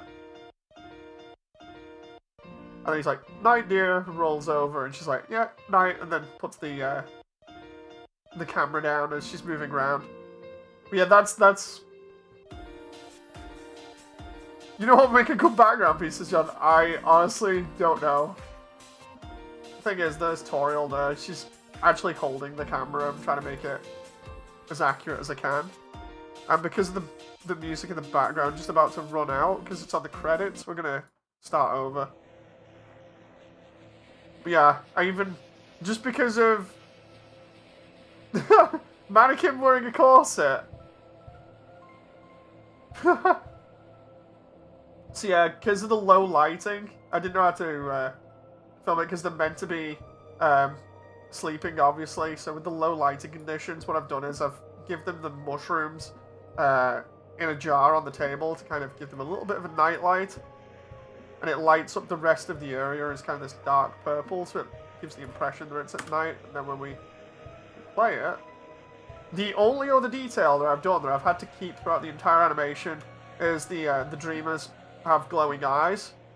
And the reason for that is primarily because they live underground, you know, so it's the whole thing of animals and creatures adapt to living underground, so the idea is that that's a sign that they can see in the dark. That and it makes it better for the characters, because when you can't see the eyes on them, or you can't see them as well, the model looks pretty dead inside, so it's like, yeah, I'll just do that. You know, so Asgore has it, and Toriel has it as well, but Toriel's looks more menacing. Frick says, random question, did you make your own VTuber model? Yes, I did. So, I made it using Vroid Studio, and then I've edited it since. You made it with determination. So yeah, I've edited it a lot since. So, you can easily make it with Blender. Kara, because I need to get the pose for this now. So what I want to do is, I want to take inspiration from artwork. Let's see if I can reference this. Kara Asriel waterfall in Google. Because there's a lot of images from Google that I like using or looking at. And then I obviously have to put everybody in the credits. I think everybody is in the credits so far. Let's see, Google, Undertale animation credits. It's like 8 pages long so far. Get people credited so far for the artwork. Special credits! Where are they? I've got like a special call out to everybody in Discord that's helped out so far. There we go, special mentions in no particular order, but just going down in the way that I looked at them as Exram96, Ion Dragux, Crimson SX, Proof, Ultras, Rents, Shinju, Gate, Ember, and Damon? And then I've got like 8 other pages of credits for everybody.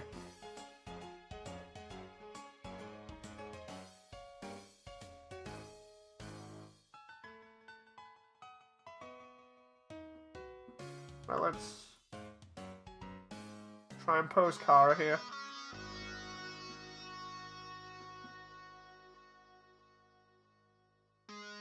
Oop.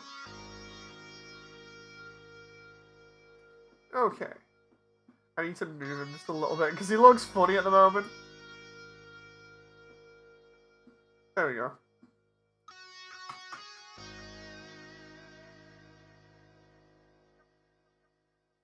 Why are you crediting me, says X-Ram? Dude, I swear you've helped out a little bit before, that's why. Like, no joke, if anyone's even left the slightest bit of comment or, you know, said, even left a slight little bit of thing that's helped in the long run, even if it's like, oh, check out this reference, or, you know, even if it's just like a little bit of a pick-me-up when I felt really down at some points, it's like, yeah, okay, that's going in, you know, so yeah, I do a lot of updating of the credits on a regular basis to make sure everybody gets credited.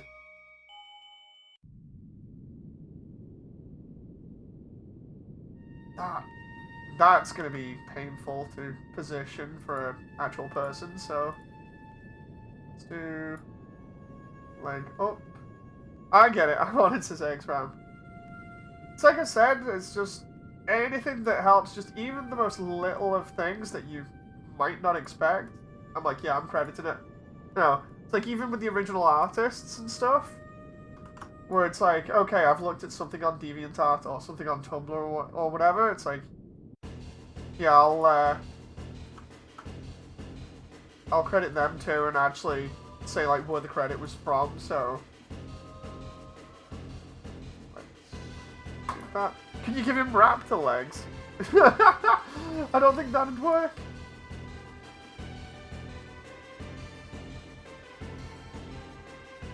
Love the model there.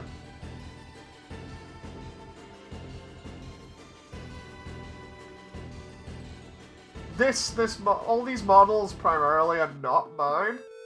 Like, a lot of them are not mine. I'll actually point them out when they are. I think this one, have I got the... Let's go to the credits again for a moment so I can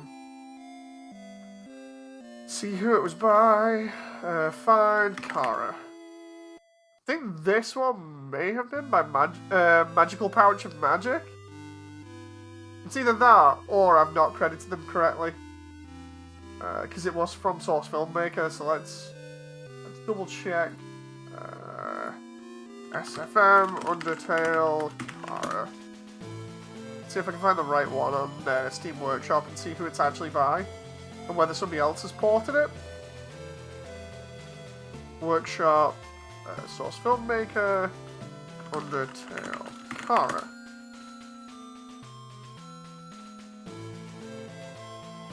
Is that the one that I'm using, or is that wrong? Because a lot of the stuff that I started working with originally was from Source Filmmaker, so I need to see whether I've got that model for Magic there. Oh god, there's the original version of Flowey that I think I got as well. Is that the same one that I've got? Alphys. Derpytorial. The original model of Asgore that I was using that was alright. That reminds me, I still need to model Final Form Asriel. Oh yeah, there we go. Porting made in 4 days. Yeah, there we go. Magical Pouch of Magic, Frisk and Kara. The Frisk model has more polygons than the entire game. Yeah, the models are pretty nuts, you know. It's like the people that made them, I don't think took polygons into consideration, so... Kakarot197 is now live. Ooh, nice.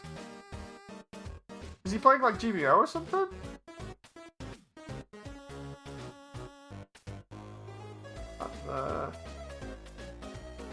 Thing. I rotate the arms. I rotate the arms this way. Oh, come on now.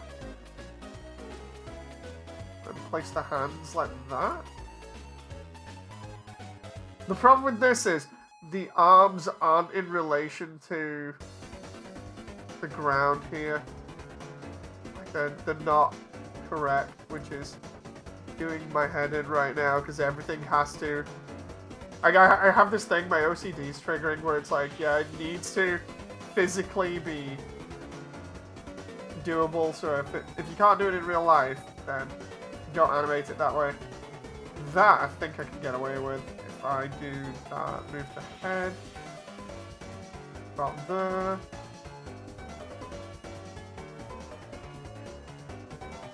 I think it's the first time I've even shown Kara on stream. It needs to be perfect. Yeah, I have that problem a lot. You know, where it's like, I'm thinking about how stuff works. Like, with that, the way the model is done, originally, that was just clipping through, so I ended up having to change the model slightly. It was a pain. That's the kind of stuff that I'm dealing with. Let's do that. About there is correct, right? And then we've also got to move the sliders that I made, because I made custom ones for the leg. The right knee, so I can go like that. And then it looks acceptable now. It's kind of acceptable instead of clipping through, but the model clips through itself because of the way that it was modeled originally by the artist. So then we've got to go ahead and fix it. Because that goes through there, which means I can't go further than there if I want to bend the knee. Because I've got to work within these model limitations. There we go. If I start from there, copy that pose. There we go. Save as, Kara Locket, VHS3 animation. So many files just for this one project. If a nail is too long, then it's wrong. I mean, it's just awkward trying to deal with stuff and it not being how you want it, you know. It has to be exactly how I want it, otherwise it's a pain.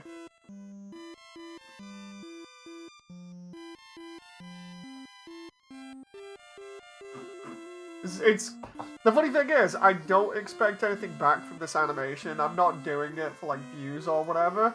If anything, it's just more for the fans to enjoy, and also for anybody who's not played the game and isn't familiar to kind of get familiar with it a little bit. But I've got to, because I'm trying to do that, I've got to keep myself to a high standard in terms of accuracy and stuff, while also practicing animation. You know. Because this entire thing is basically me practicing. Okay, that looks fine. I just need to redo the lighting a little bit around Kara so it's not as dark, because Kara looks pretty dead in the face at the moment. I kinda like having that warmth around the characters so you can easily see them. Really enjoying that though, I like that pose. Which means Asriel's going to have to be sat down. Now, because Asriel's holding the camera, not too bad. We just, like, pose him sat down. Actually, it might be easier doing it in another save file. Open. Asriel. Hope everyone's alright, by the way. Like, no joke, I get super excited for this stuff, as you can tell. Understandable, you have a vision and certain sequences for the cameras to play in your head. Yeah, the thing is, like, I need to do better with the battle animations. I need to do better with them. That's going to be interesting when I redo Undyne's fight. Papyrus's one is one big joke, so that's not too bad. It's more the whole thing of Undyne's fight, Metaton's fight. Those are really going to test me. And then I'm trying to think of who else. Asgore, and then Flowey. The thing is, I might have to ask Pikmin again for another model, which I'm not so sure they'll be happy to do at the moment because of how much I'm asking of them, so I'll have to potentially ask really nicely, because I thought about it the other day and I was like, okay, they've already let me borrow Asgore casual outfit, and then also the amalgamates, and I'm like, maybe I can get Omega Flowey, because then I could do the neutral ending and then the pacifist ending, because I don't really want to skip out on bits.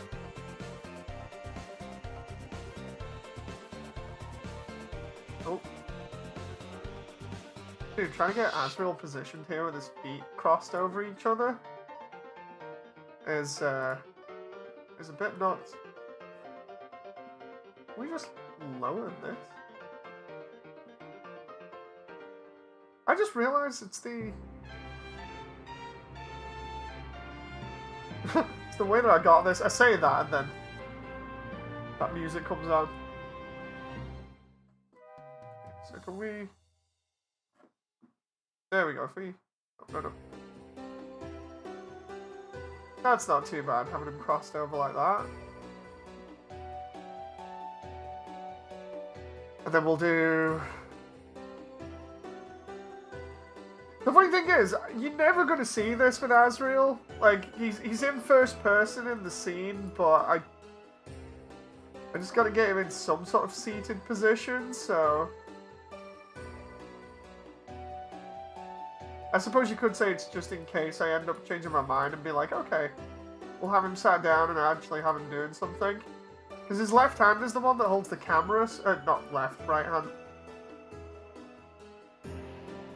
That's another thing that I'm keeping an eye on as well, is how I'm keeping track of that kind of stuff. So I mentioned it in Discord, I'm doing something interesting with animating certain sections of characters. It's going to be interesting seeing if anybody catches on to that.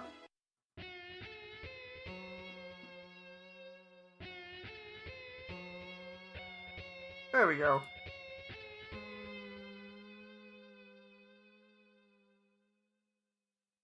I did not need to do that. but okay, we got it. But then that should be... Love the way Asriel's just like filming Kara there. Oh, too close. Too close.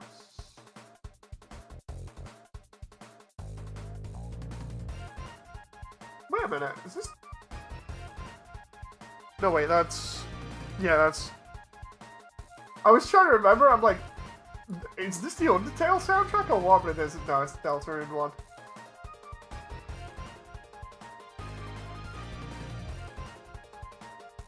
How...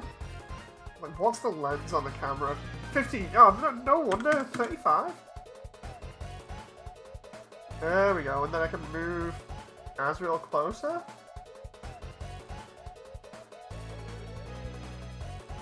Like, at minimum, I can go to about 30. Let's do...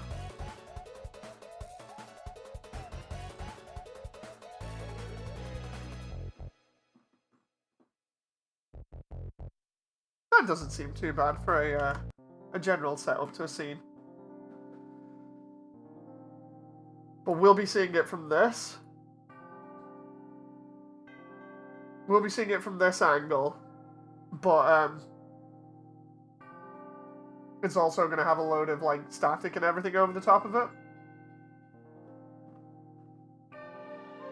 And now I need to add collision to both of them.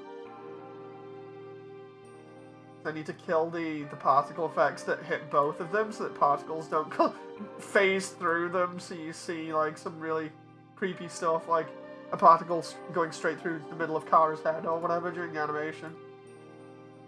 That should be fine now, so if I make sure I get these poses, like the beginning here, so we go 0, 0 this all out, should be good.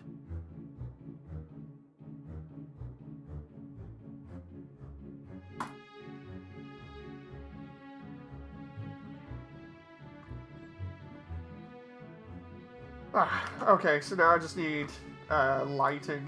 So let's do fake lights here. I love doing fake lights because they really add to the look of stuff. So we'll do fake. Normally make like a massive file for fake lights. So let's do, oh, where is it? Fake lights. Oh no. Kara. Fake lights. What I mean by fake lights is basically it's just extra ones that go in the scene.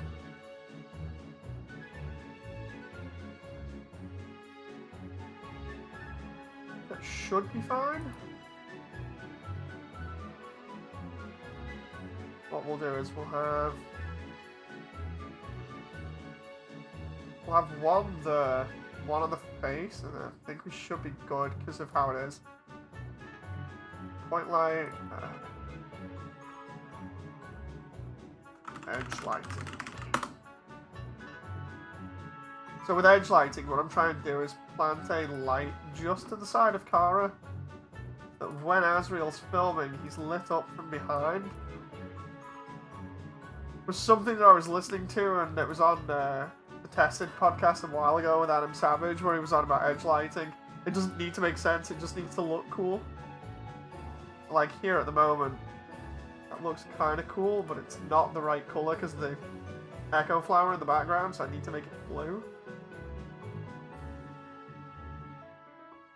And then we do that.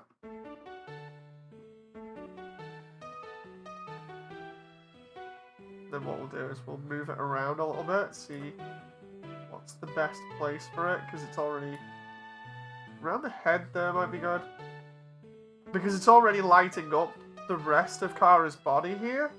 So just highlighting the hair a little bit just looks really nice. And then what we'll do is we'll do face.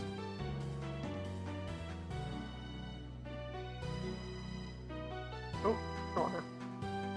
We'll just lower this close to the face. About here. We'll just tone that down to about 2. And then we'll make that sort of like a yellow. Like a yellowy blue kind of, about that. It's translating really good. Thank you very much, Angsram. Trying to get this looking as good as I can. Like, I started working on this a lot more when Proof and Ultras, who are both in the credits, mentioned about like lighting and stuff. And it's got me to the point where I'm like, if the lighting doesn't look good before I start, then the entire thing is just not gonna look good. So I think it was mainly Ultras more than Proof, but they both have me on edge now with this kind of thing. Let's try attaching that to the head. Proof was the one that asked me to redo the lighting in Home, and it seemed to work really well. So it's like, oh, okay. You know, so anytime I want sort of a second opinion on the lighting on this, normally I ask Proof or Ultras.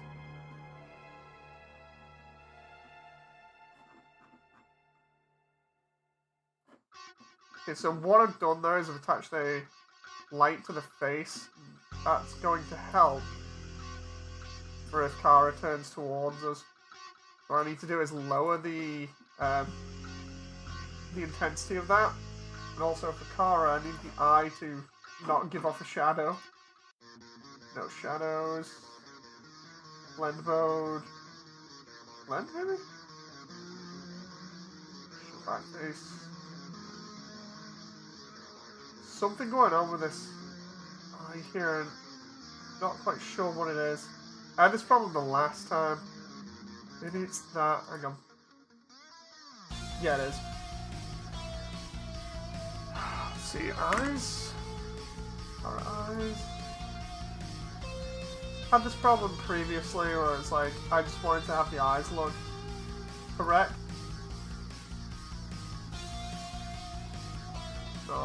Blend alpha. Maybe that one that's wrong?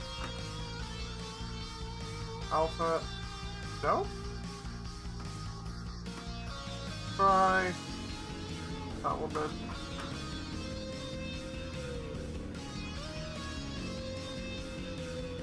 Shading is important to drawing, and lighting is to animation.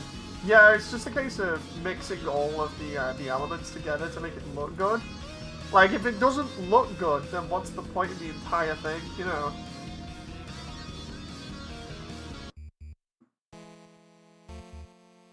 I lower the... Because the idea is to get Kara's face to be lit up no matter what, but not be too lit up. And this side needs to be slightly more blue. The idea is to tone this down a little bit, but when he turns this way, different. And this one we just... So what we're doing is we're trying to eliminate that kind of like dead look. That'll help when we change the animation for the face and everything, but we're trying to get rid of the sort of like dead look where I think Azrael has it at the moment, where there's no sort of like shading on the face. It just looks dead. There's no emotion in it or anything. But then again, we're not seeing Azrael in this one.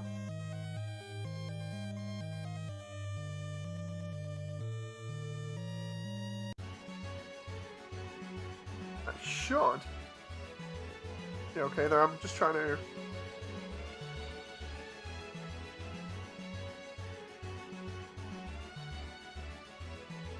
Actually, should this be done by... Huh.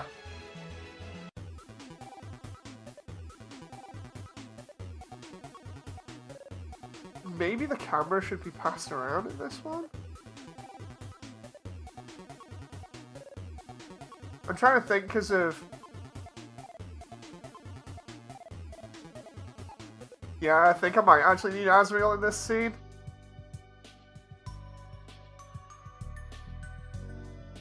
Because it looks like the camera gets passed around, because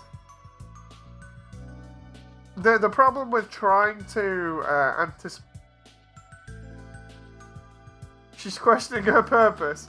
So, the way that this reads... The way that it reads, it almost seems like the camera's getting passed around.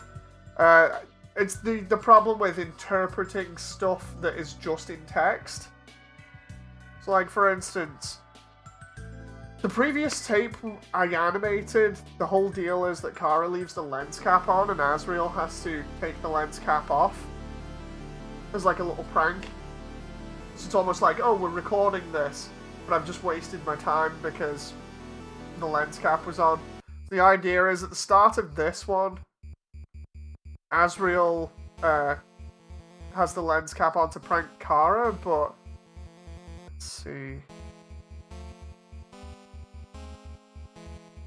Azrael has it at the beginning.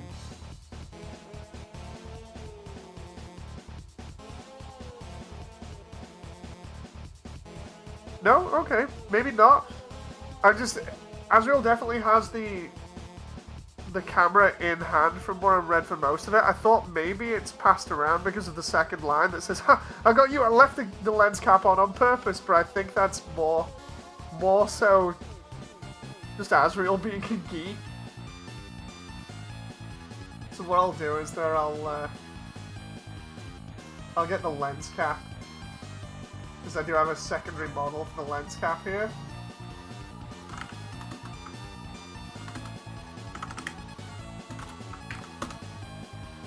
Might need to start it similar to tape 2. The only problem when you're going off dialogue is trying to get it right. There we go, lens cap. Collection lens cap. And then I need 2 of these. One for Azrael and one for the camera.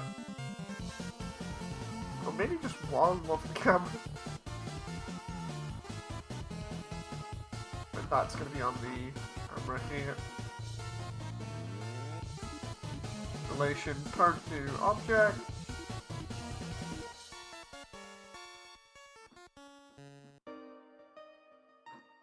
And that's going to be that one. And then we put that just over there. It's got to work mechanically how you'd expect. So now we can still see because it's not over the front of the actual in-scene camera. If I do that, maybe not. Still a little bit too. Why are you not picking this up? It's right over where it should be. Let's try there.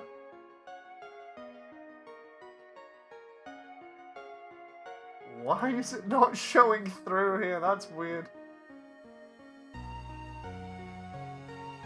Dude, what the hell? It's clearly in the frame. What is going on right now? Alpha blend. Opaque. Your back face. What?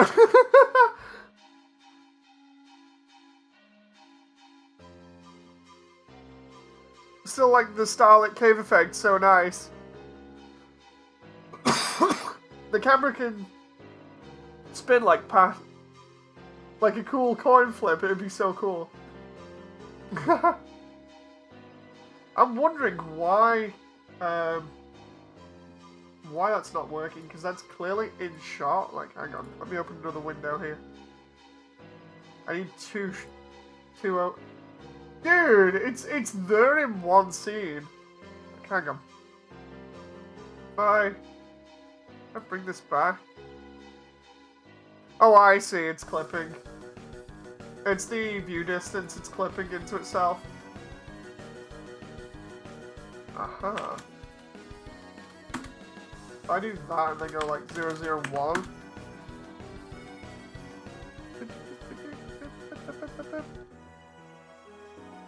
Oh, come on, it's not that bad. It's like 00001. It just vanishes there for some reason. That's strange. It shouldn't do that. It didn't in the other version, so I don't get that. I guess we should try and make the camera smaller then. Alright.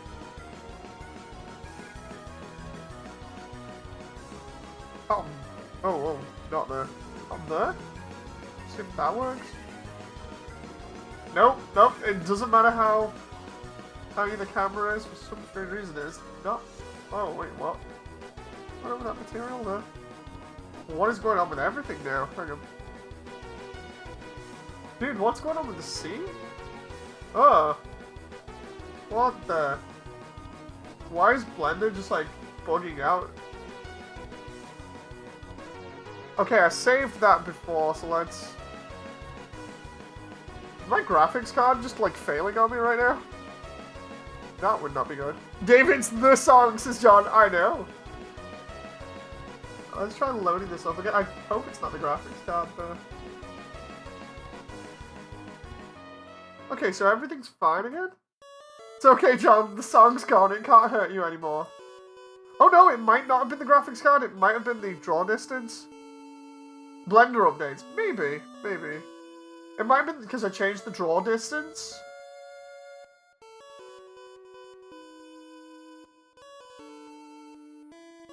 It's okay, John. The song can't hurt you now.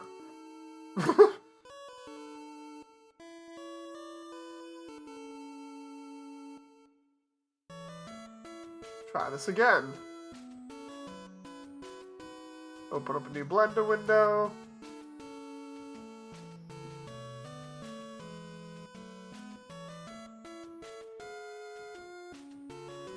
It's there it goes.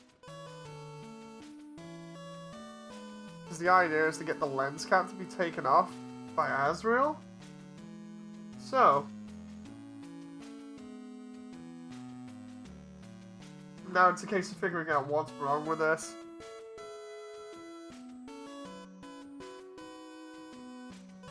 I might just have to make it bigger for this one scene.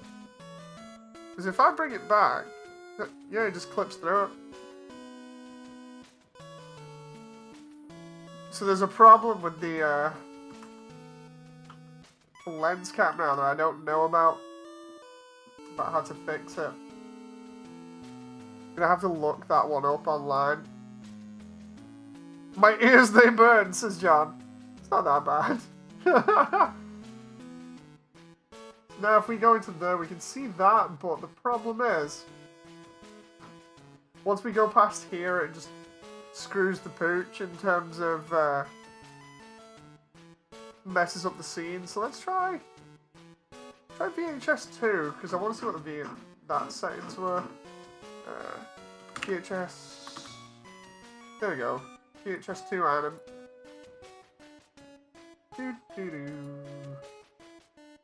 See,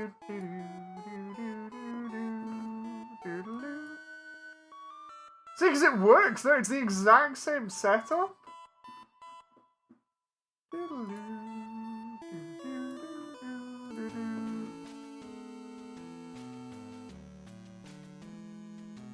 And it clips through there, fine. So what's the deal? Oh, it's the same setup there as well. Because that works perfectly there. That's annoying me. That is really annoying me. Like, it works for one scene, but not for the next.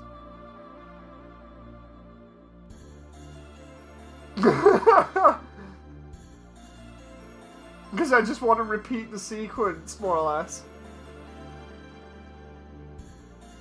It was the same settings there. The camera was the same. The perspective was the same. There are no safe areas.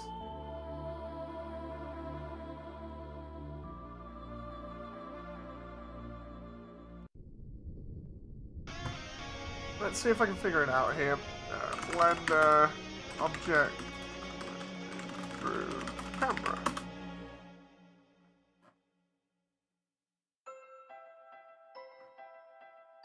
How do I fix camera clipping? Can't see your scene in the camera viewport. No. Why is my model clipping in Blender?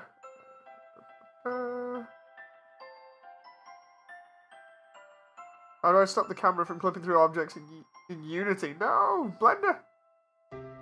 How do you reduce the clipping signal? What is camera clipping? What does Control J do? Work the viewport clipping parameters be changed? It's not the viewport though.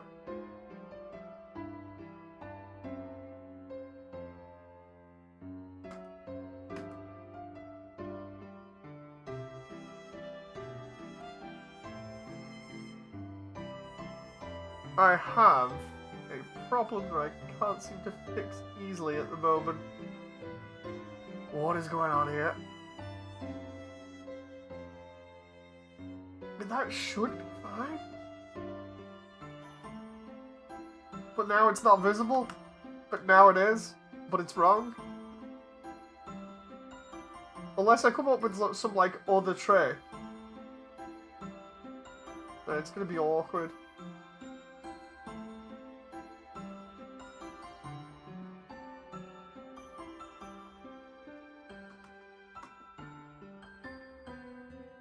Can I move the camera back, maybe?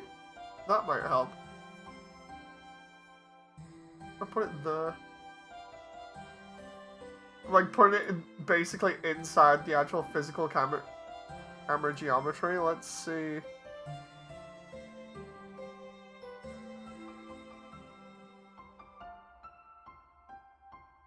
Oh. Okay.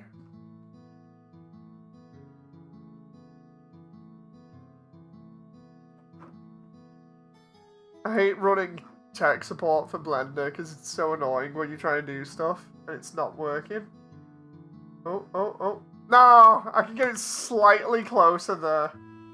Maybe it's focal depth, camera, safe areas. Nope. Auto sensor, no. Perspective. Clip start. Aha. Maybe I can change it in the actual camera itself for its parameters. 0.0001. If I then drag out that camera. Whoa, what? What am I even seeing here right now? Oh, there we go. Maybe that was just inside the camera? Okay. So if I drag this... Oh, looks like we're getting somewhere. If I put that there, in the scene, it's not totally over the front of the camera, but it's enough that you can't see it, and then you have the roughness be... Still don't know, that looks a bit sus. Let's see if I can just... Oh, it's because I know why. It's because I've got a a light on the front of the camera as well. Where is it? Camera rig, screen light, nope, mesh, front, rear, camera. Is it? Hang on, where's that light coming from that's illuminating that section then? Is it just a level?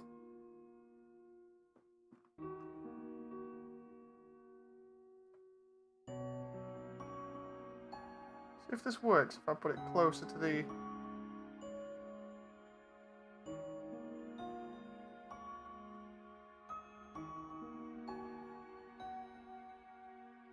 Love this song. So good.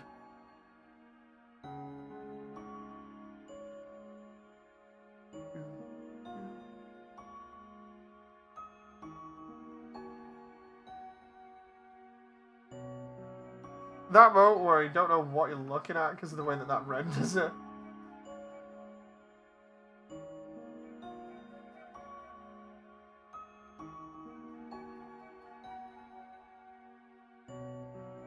Like about there, we can tell that's the,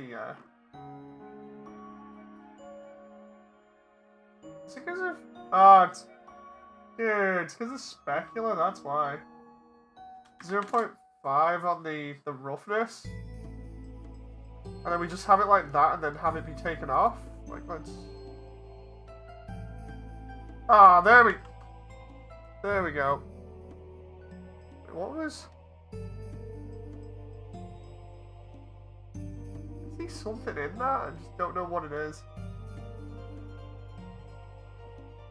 Oh, wait a minute, is that actually... Oh, it's breaking everything again. Let's see.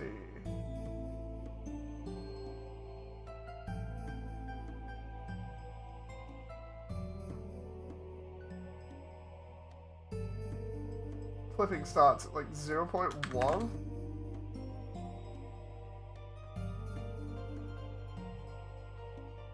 Yeah, that's the problem. Right there. 0.01? Can I just like have that?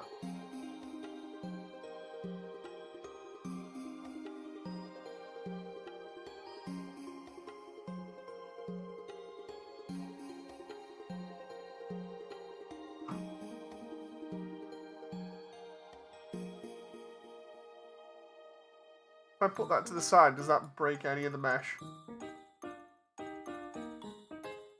No. Okay. Pianos, man. It's always the pianos. I do be chilling music, says John. Don't get me wrong. I wasn't ignoring anybody there with the lack of responses. It was mainly I was trying to get stuff done. It was like there's something here that I'm missing. So I was in the background trying to figure it out for ages. Where's that light coming from? Is that the one from Kara? If I turn off that one, I'll find out. Camcorder, pick lights. No, it isn't. So where's that light? That's the one that's causing me the problem as well. That light there, that's right at Asriel's feet.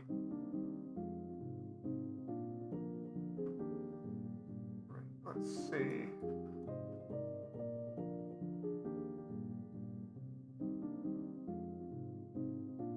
There's nothing around him there. There's literally nothing that can create a light like... Oh, wait a minute. Is it the screen light? Because I made a light for the little screen on the camera, is it? Dude. It is. Oh my god. I don't believe that. It's because the screen on the inside had another light for the flip out bit for when Toriel was recording. Oh, okay, so now I need to delete that light in the scene. Dude. That moment when you put all this effort into tiny details.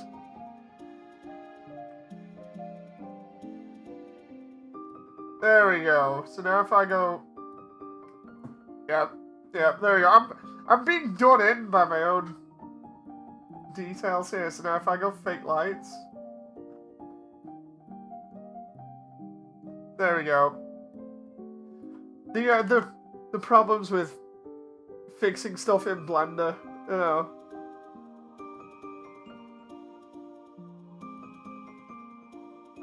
It's pretty nuts. So now I can do the same, sort of the same thing with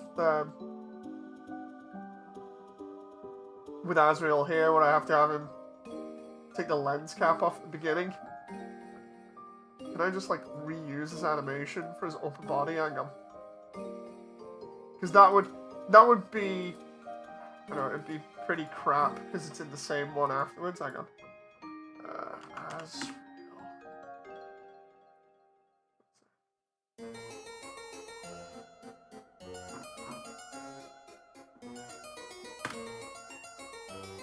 That's the animation I gotta use. So that'd be the same one as in the previous one, unless I just do that. No, because you gotta have him turn it to face Kara anyway.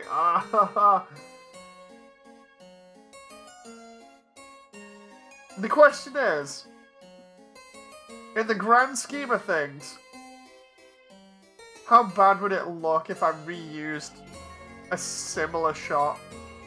Like, for instance, the shot that I would be referencing is...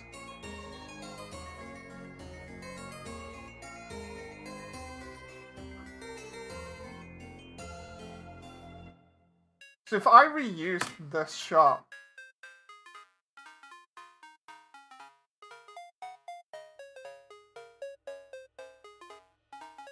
But then, obviously, that shot then is the one that we got sat down in Waterfall.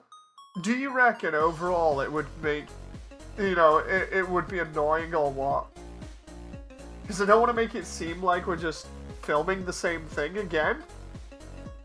You know. But at the same time, it would speed up this part of the animation. Because the whole thing is, Asriel does have to remove the lens cap at some point. It's either that, or I animate him removing the lens cap a different way. Which won't be too bad. Maybe have him just, instead of looking at it and taking the lens cap off, if I just have him twist it off at the side. I honestly don't think it'll be too bad. Because then it'll add some variety. What does chat think? Because I want variety in here rather than reusing stuff, but at the same time, it's like, in the grand scheme of things, how crazy is it going to be? Try it. Yeah, so what I'm going to do is, I'll do a quick animation of removing the lens cap.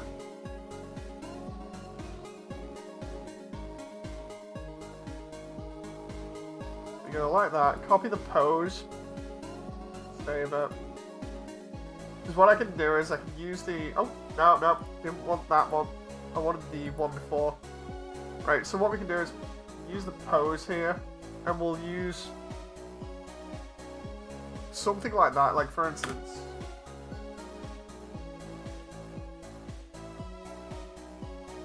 If I have it already facing the right way and he's just sat down and takes it off, then not bad.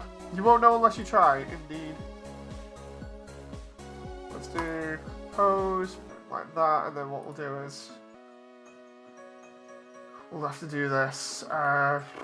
Never really animated on stream before properly because normally I just like focusing, but I guess we can try it.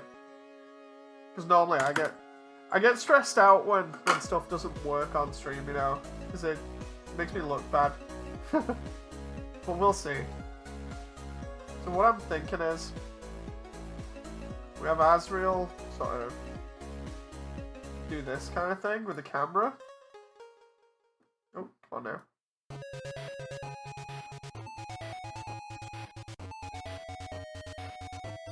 Because the camera is going to be like here. So if we kind of pose him, I'm just going to make sure I do this right. So we have him posed here. I'm gonna animate all of them just in case. So we do this. We have him looking roughly about here.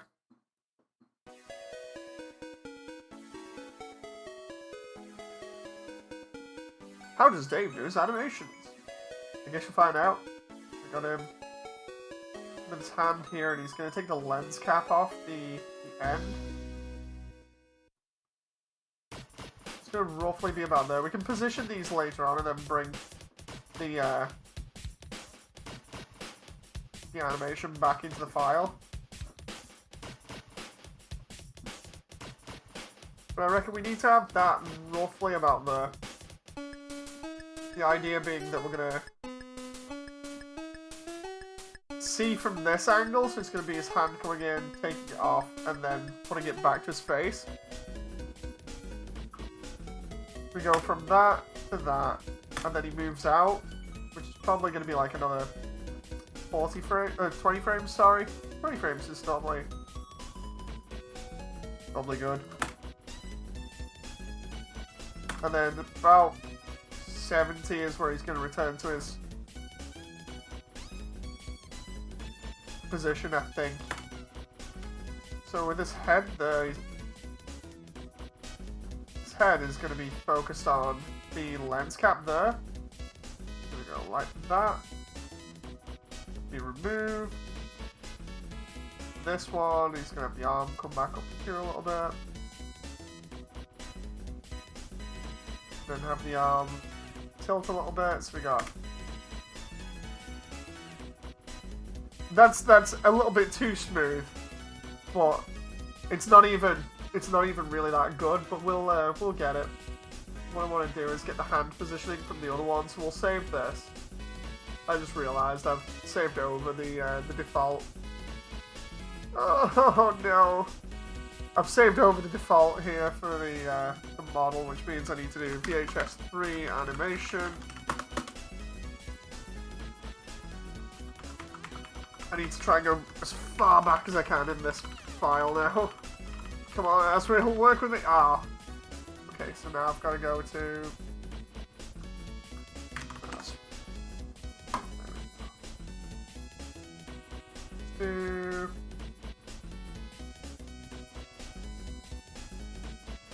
that one? There's no undo button. There is, but only so far. But luckily enough, I have them posed in a different folder, so what we'll do is go Asriel with the locket. Get rid of all of this. Get that.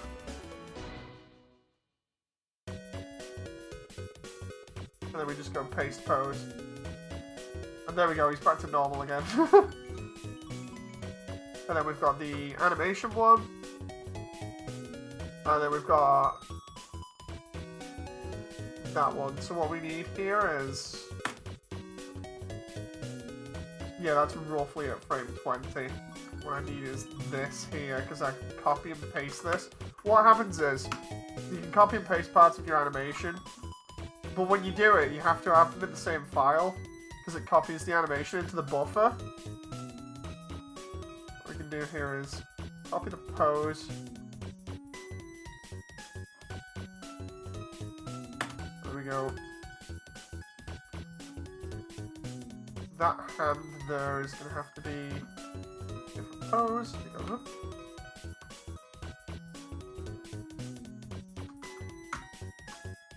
Oh, I see, it's affected the rotation of the hand there. That's fine.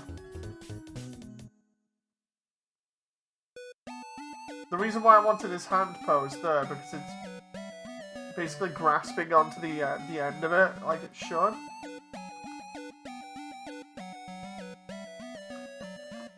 Right? Still think that's a little bit too quick there.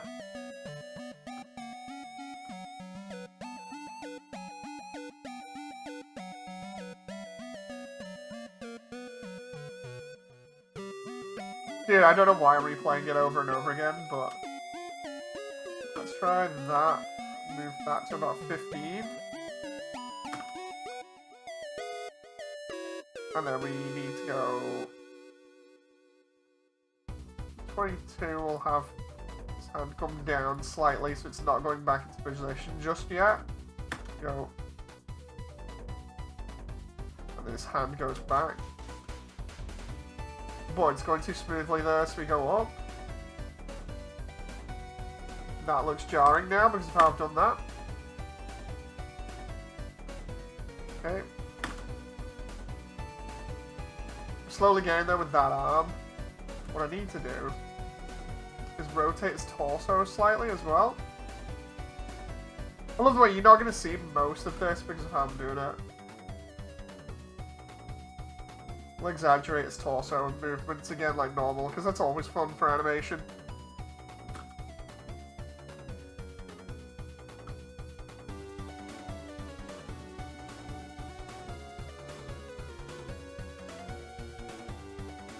Then for his head there, we'll have him look forwards for a moment.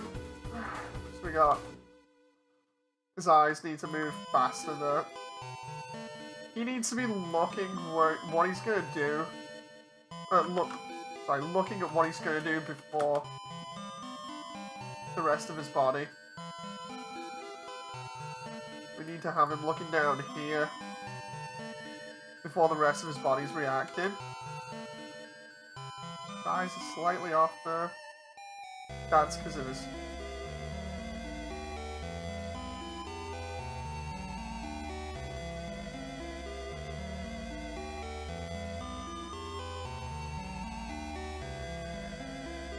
I goofed there.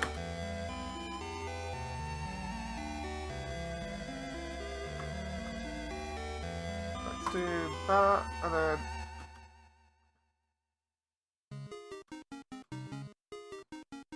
I see.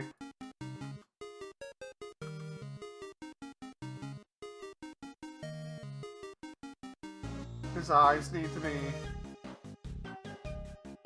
looking up here.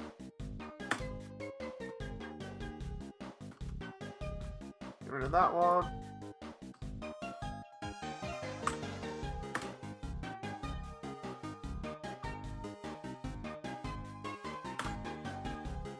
That's what it is. It's because his eyes go to the side slightly in the default position.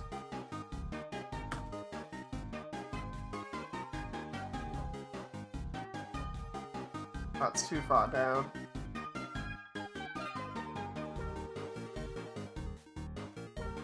Dude, that's so goofed there. His eye bobs.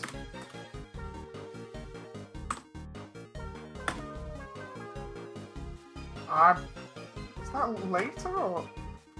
His eye bobs upwards there and it's annoying me. Just there. Oh.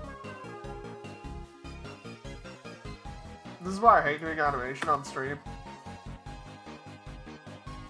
It bobs there and then he's got to move out there. So if I handle that as automatic.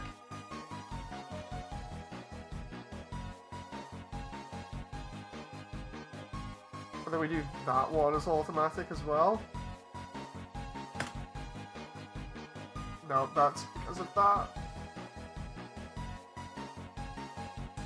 If I move those two, they're like that, and then just get rid of that last frame. I'm watching Magic Happens as X-Ram. Dude, it's that eye there. It's gotta be... Maybe it's just a head bobbing.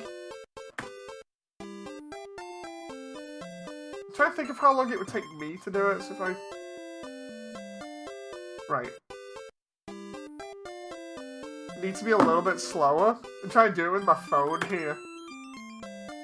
The entire thing needs to be slightly slower in between. Angry eye that bobs. I had an arm on Jim do effect that with the sniper. I mocapped it. Feel like that all the time. It's these small adjustments that are a problem, but then I can do like little details. So I really like the ears. So that bit there is a little bit too fast just at the beginning. I can tell you that for a start. So we need that to be about 25. Because I'm thinking about it. Like if I used my phone, normally I do this with the the dialogue so I can get the dialogue timed kind of correctly. If I do this with my phone and have my phone on me in real life and kind of interpret it. I push the timer now. The entire animation should take about 4.5 seconds. Because I looked at my phone when I ran the stop clock on it then, it said 4:23, which would be roughly about 120. 120, 140 there. So if you put that at the tail end, marker, add. So we got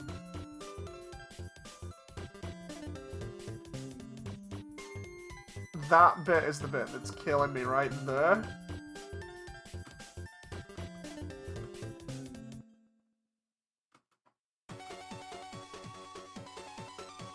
I moved that there.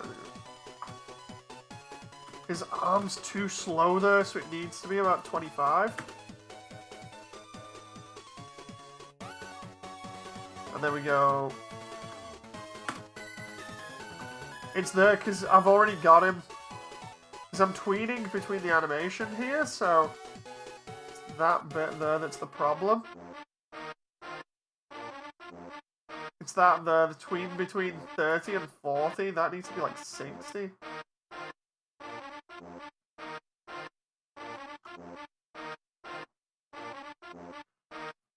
So I put that about there for the moment. Take that to 50. What we're doing here is we're doing a little bit of work in between.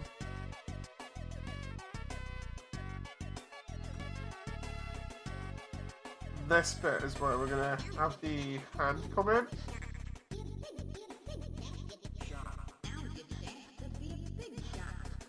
And look like it's twisting the cap off.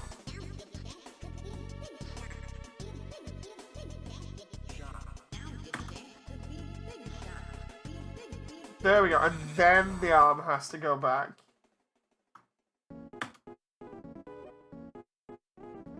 That hand doesn't need to be moving too much when that happens, though.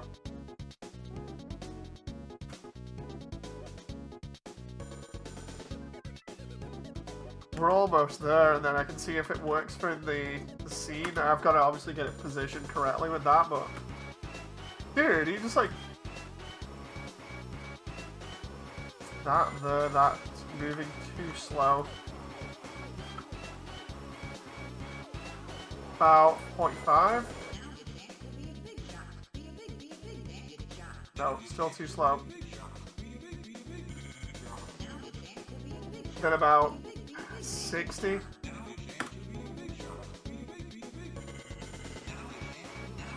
I love the way his hand just goes back to normal there. It shouldn't do that. Purple Bandit says, hello, hi. Nice to see you. It's that bit there that I'm missing. At this point...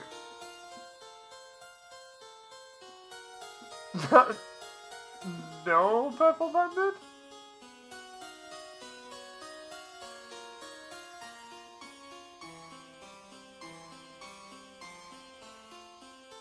Let's see.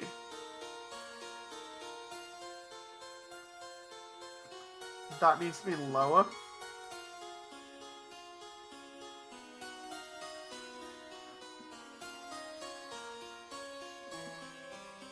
Go.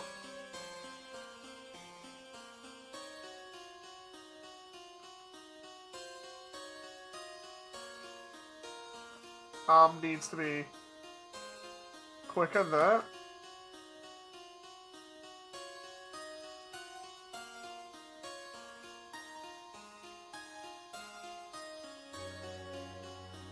Huh, okay. Interesting. Thank you very much for recommended. Looks so much better, though it might be the joint in the shoulder that's grinding. It's more just the timing and getting everything looking good.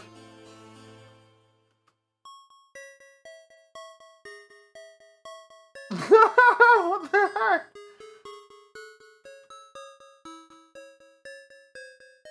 Let's do that. The arm's rotating slightly too much there, though. Ah.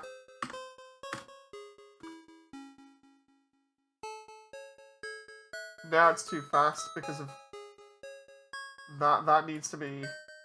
Oh, crap. That needs to be about there.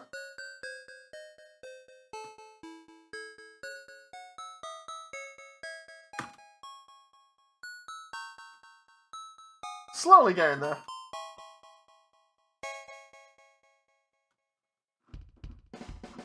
$85 to $95.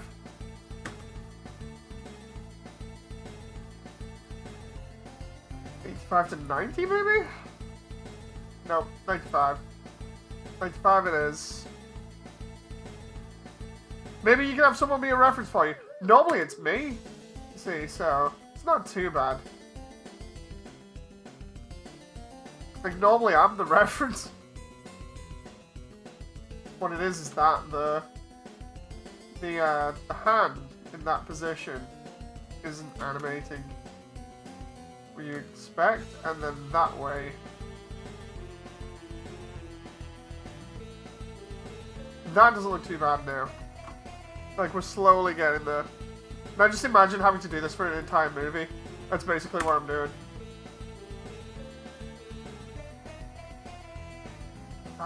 That looks a little bit off still. It's because of the pose for the hand. I don't think it returns to its natural one. It still has the...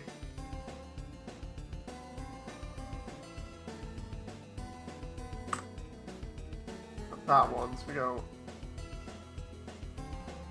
Ah, it's that there. Oh no, wait, I see why. What's VHS3? That's the third VHS from the True Lab in Undertale. I see why. There we go. That needs to retain its pose there. I'm literally animating all of it. So, yeah, it's pretty crazy. I was showing it all off, well, a little bit off before. So that needs to go there rather than... No, Asriel, no! What's happening is, he's putting his hand down there in a relaxed position, which is fine. The only problem is, he's carrying the lens cap for the camera. That now makes no sense. There we go. Now it does. So then what we'll do is, we'll have him... takes it off. Still think that's a little bit too short there. Maybe it's just the way that I've animated it. Maybe it needs to be slightly quicker at that end.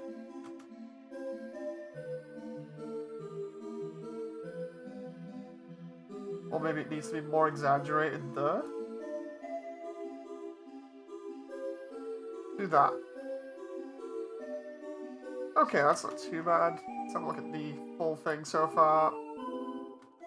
You gotta imagine he's got a VHS in his, well, a camcorder in his hand at the moment. There we go. Okay, so now we gotta look at where he's looking. That's actually not... Wait, what? Hang on, that something looks off there. I think it might be his... Is this torso movement? His torso movement looks off now. Right, let's...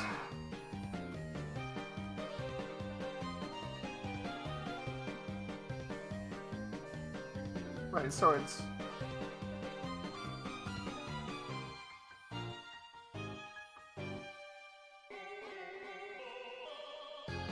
Oh, I see.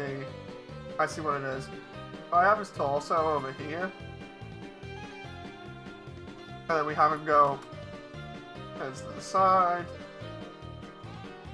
And then we have him turn back to himself really quickly. Up there.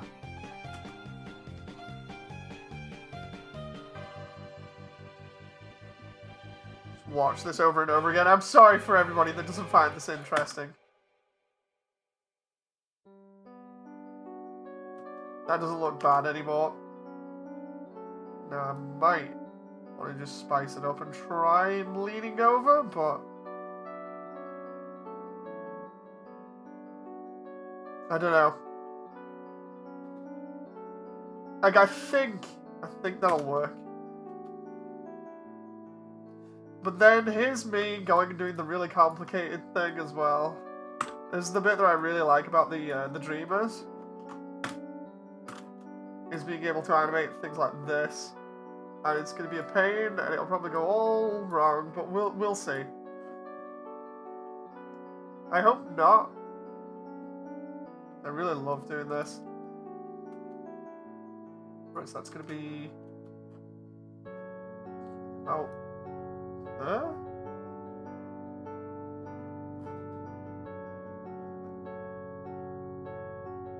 Yeah, those are going to need... About there.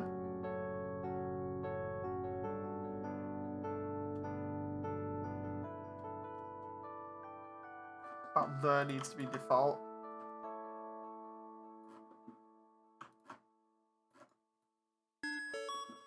What we're going to do is we're going to keep that. We're just going to move it slightly. Same with this one, we'll keep that out. There we go.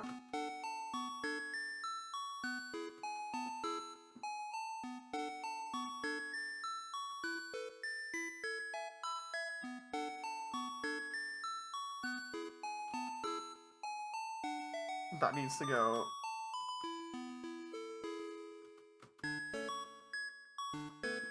back slightly. I absolutely love doing this tutorial, Asgore and Asriel. It's so fun trying to get the physics to look right. And I like doing it manually, because yeah, it takes longer, but it's so satisfying. Just can't help myself.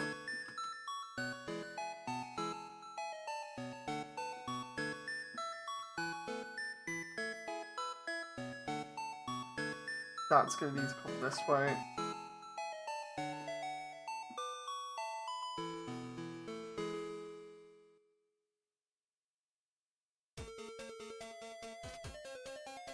Right, so where's the... That's the most neutral pose I've got them in. I take that, and then go...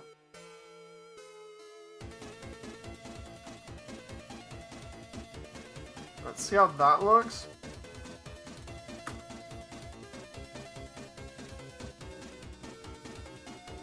Okay, let's try it that way. Render wireframe. Oh, come on now. There we go.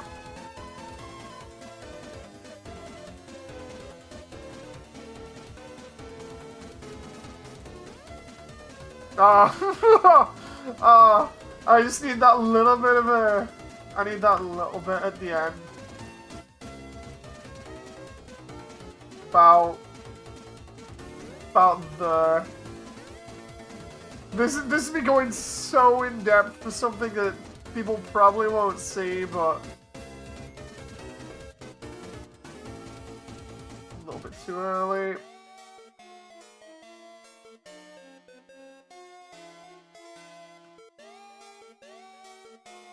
Too fast because it's too much. Let's try.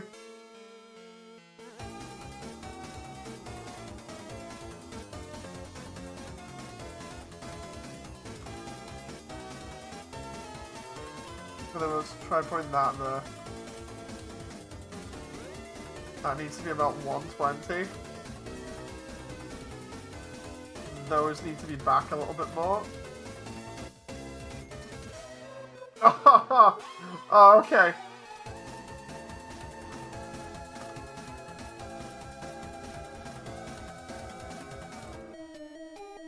Dude. It's just that.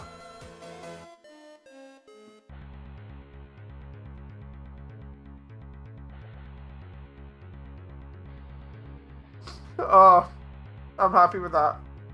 I'm happy with that. Now, if we can just get that pose in the actual scene, I'll be really happy. And then that'll be like the first 120 frames of the animation.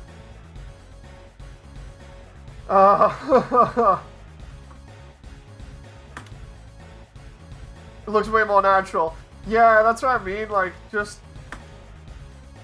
Funny thing is, this is all from, like, observational stuff. The funny thing is, we're probably not gonna see this. We're probably gonna see, like, Asriel's hand take the lens cap off, and that's it. Based on this actual, file and the way that I've got it set up, but... Let's see, where is it? VHS3... Right, so now, because I've got that set up that way, I should be able to just paste that onto Asriel, and then this will be the first 120 frames, and then we get to see and fix it here, like where this is going to go wrong. Especially because, like, I'm not going to have him put it up to his face properly, we're not going to see that, but... There we go, it's that bit there. It's that bit, the positioning of the arms is what's going to do it.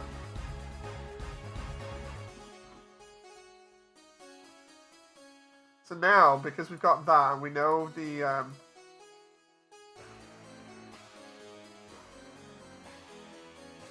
lens cap is on there, we can do like a sneaky trick for this. Question is, can we ever see past that? No, but we can see Asriel's hand go through it at 25. Asriel! Asriel, play nice! Okay, so the... Why is his hand clipping through it at 20?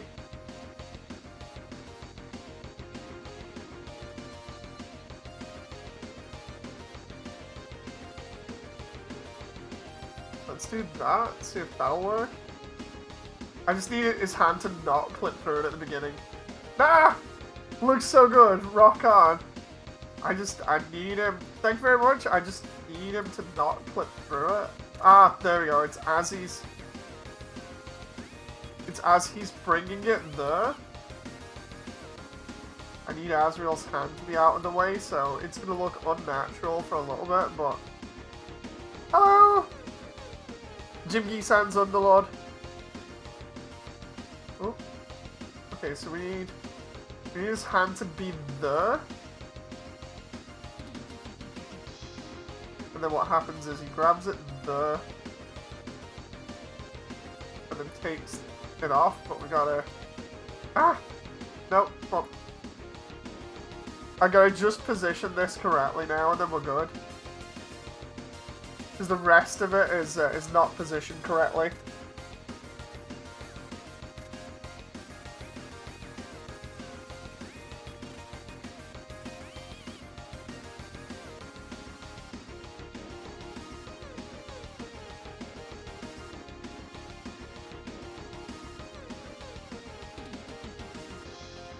Trying to position Asriel's hand in such a way that it doesn't look like it's massively clipping through this.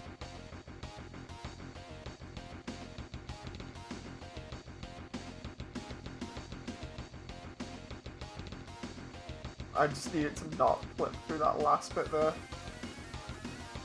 I'd rather the arm be slightly lower here, so let's just... I need his hand position to fake it like I did in the first one. Metaton says, hi, darlings. Hello. Nice to see everybody chiming in. Hope you're okay.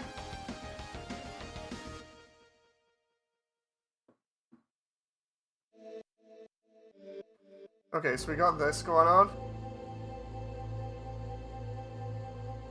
So we got Asriel with the lens cap there. And then the thing is, Asriel's going to remove the lens cap. Which will be...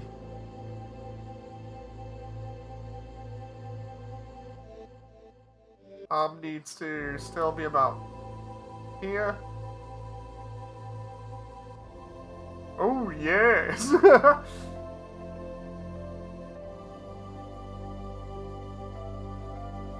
It's about there, and then we go And then by this point, the lens cap will be gone. You guys will get to see it in a moment, because I've got to do the rest of the tricks for this, because there's one tiny trick that I need to pull. The rest of it is fine. And then we'll see Kara. This is practically, because of how we got the scene set up, this is practically good now, apart from one last little trick, which is duplicating the lens cap and putting it in Asriel's hand, and then changing the materials around so that everything swaps how you'd expect, and then we're good. I'm really excited right now. So let's do, take this lens cap off. We've got to put it on Asriel. That's Asriel's arm. Object. Bone. And then I've got to find out which bone it is. And we're going to do a sleight of hand here with the two lens caps, which you'll see, and you'll be like, oh, wait a minute, that's how he does it. But yeah, you'll see what I mean in a little bit. What we need to do is find this bone here, which is that one. Just going to use the snipping tool. And then, where's that lens cap? That's the one. Yeah, for Asriel's. And the game show time. Who does Professor Alphys have a crush on? A, B, C, or D? I think if I remember rightly, wasn't A Asgore? I think C was Toriel. B, I can't remember. There were two others.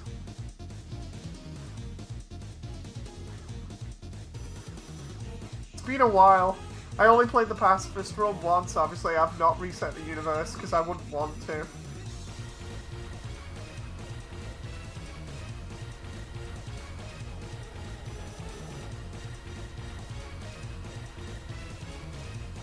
That one there. Right. Here we go. So if you're coming in and just see what's going on now and you're a fan of Undertale, I'm animating the entire game in 3D, and at the moment I'm just up to the True Lab. Specifically what you're seeing now is me animating the VHS, the third one, and it's going to be done from Asriel's point of view. We're going to have them recording Kara and Waterfall, just to mix it up. So yeah, just give me a moment and you'll see the beginnings of this.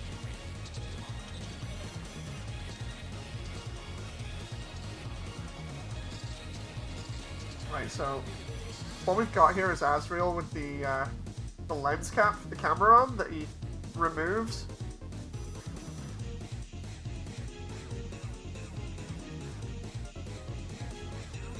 Question 1, when was Undertale made? 2015, I believe?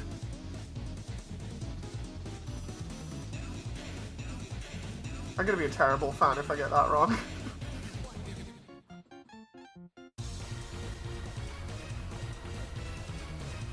I believe Toby made it in 2015. Let's double check that. When?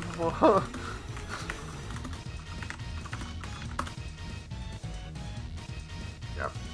I know that's technically cheating. I was sure of myself. I'd already answered beforehand. I'm not gonna get shot by lightning, hopefully.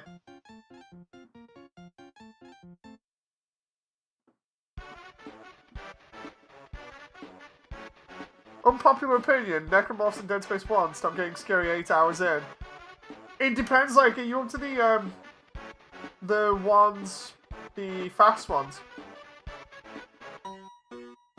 I need this to be in the same exact position. I honestly hope I've answered Metaton's question correctly there. I think I have. Yeah, it's the Twitches. Twitches, they're a little bit, more scary than the standard stuff. Correct! I'm wondering what the other questions are going to be now. Because I'm assuming there's going to be like 2 or 3 questions.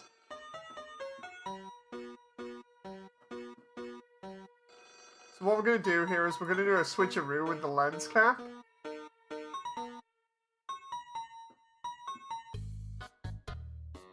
The Twitches are actually pretty fun. I can't wait to actually play Dead Space again. What I'll do is I'll do this. I'll set the render up for tonight, which should take about 13 hours to render in 4K. The long men are creepy. Yeah, the ones that split off into multiple enemies. Okay, so here's where we do the switcheroo, right, guys? So what we do is we get this. This is going to be Lens Cap 1. Question 2. When was the demo for Undertale released? Oh, I don't know that one. Oh, crap. Let's think. Oh, crap. I don't know that one, and I'm not going to look. There was a while before Toby finished the game, so... Probably 2015 again, but I don't know when. Let's think. The demo had stuff that was changed. 2013! Holy crap! Oh my god. I got it wrong. Damn. How many calories are in the pie? Was the demo 2013? Hang on.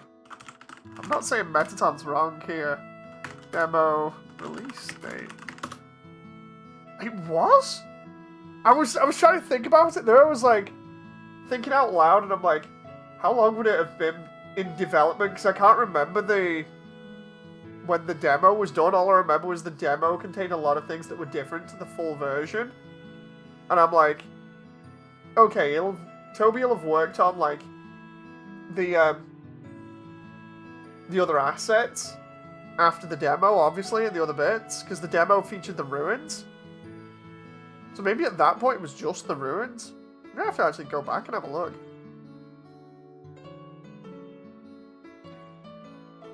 Fake fan confirms this, David. No! No! No. Let's see. Let's do that one. Oh, this. Here's where the switcheroo is going to come in. We got Lens Cap 1. We're going to do a sleight of hand here, and it's going to be fun. A blend. Nothing. Show back face. Are we up to the end of the Deltarune OST again? Oh my god. We are. I hate getting to the end because I always have to restart again. How many songs are there in the soundtrack? Oh!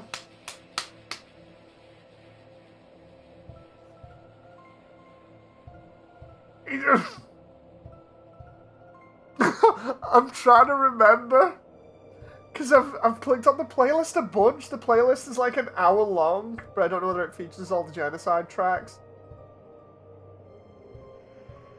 I swear it's something like 47. I might be wrong, but... Unless that's another one that I'm thinking of. Hang on, I've already said 47, so that's my answer, but I'm probably wrong. Undertale OST. I'm gonna see how many... It's 70... Oh, it's 71? Crap. I got it wrong again. Wait, 101? Hang on. Undertale OST. Oh no, because 71 is typed it in wrong in Google. Yeah, because oh jeez. Wait, what? Go on the wiki here. Yep, it's 101. Why did I say 47? I must have been thinking of something else. I mean, that's close. No. Takes Dave's fan patch away. No!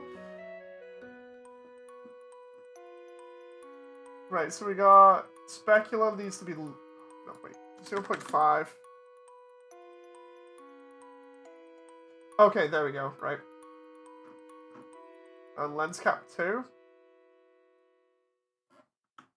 Lens Cap 2. I'm gonna do the exact same way. It's making me look really bad now.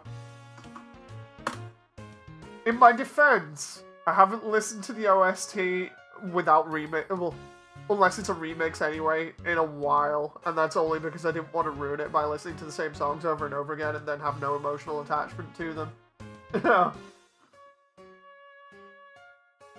I like my emotional attachment to some of those songs that make me cry. I'm not afraid to say that, you know. Metaton says, which one of you darlings want to pick the next question? They'll probably say something a bit silly. I bet you.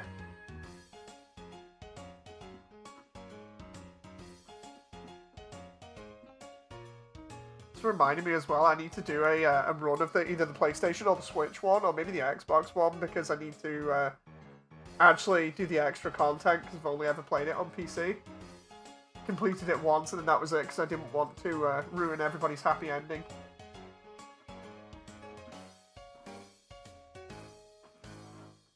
So we need this, we need to change that,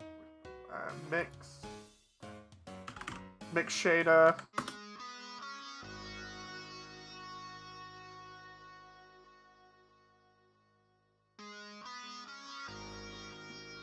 What we're doing here is we're just changing the alpha on the fly. And we'll do the same with the other one. Oh. Shading.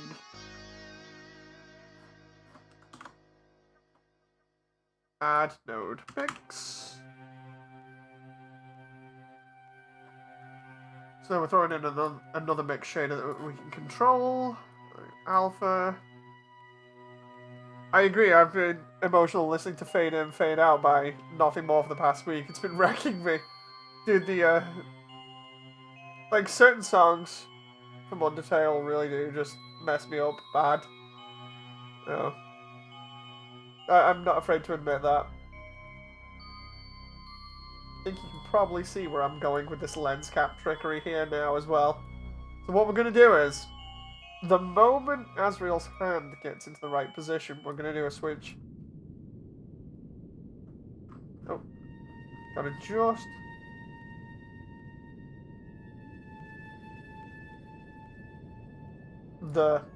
at that frame. So, at 23... Invisible, 20... Oh. 24 invisible. Love the camera trick, it's so cool. Yeah, I do that for a lot of other stuff as well, but it's cool to pull it off because it should hopefully work. And what we do is we do the switcheroo here by having the other lens cap come in. I just need to make sure that that's in the right position. And then we should hopefully be good. Just back facing. No. Alpha. I swear I got this lined up before, but.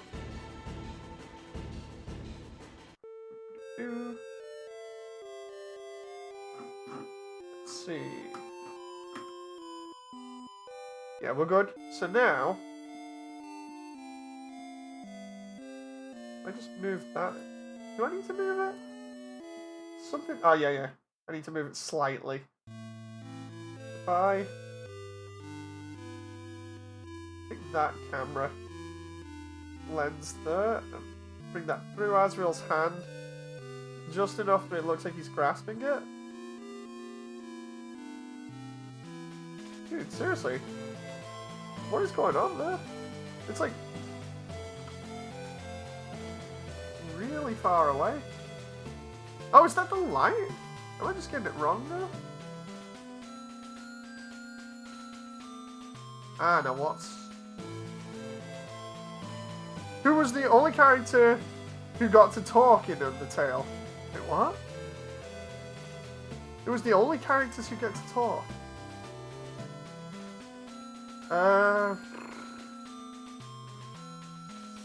Most of the characters get to talk. Good. Oh, wait, voices? No one that gets to talk properly is Flowey, is it? I'm trying to think. No, wait. No, it's... Flowey talks during his fight a little bit, but it'll be Metaton for the Oh, yes. During the...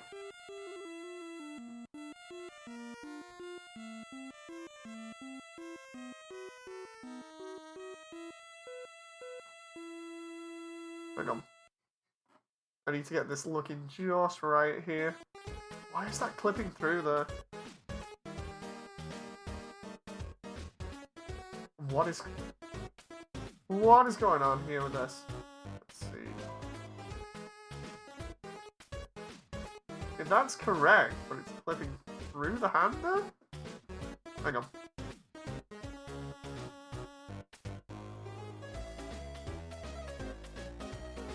No, it isn't, which means it's the material? Is it the... yeah, it's the material. If I need that there... There we go. Who's the only characters you got to talk in Undertale? Yeah, so if it's sound bites, yeah, it's Metaton and Flowey.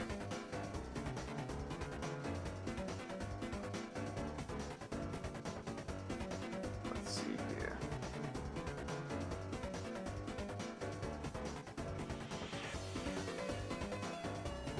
Oh. Oh, dude. Just in time as well, right? So we go.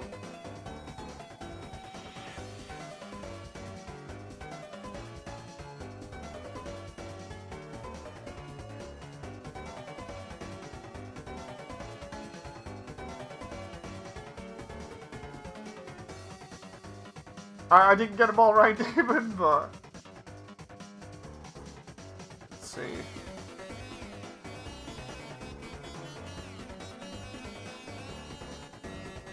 Oh, dude, there we go. There we go. So that's the start of VHS3 then. This is going to be slightly delayed after... he got 2 wrong, yeah. I got the OST one and the demo one wrong.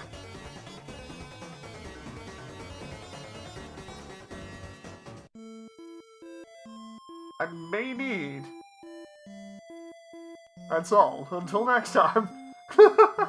I'm sorry, Metaton.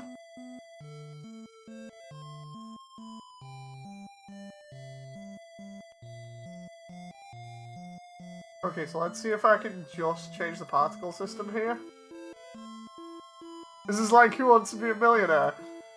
If you're not familiar, Damon, with the actual game, it's part of the game is Metaton doing a questionnaire.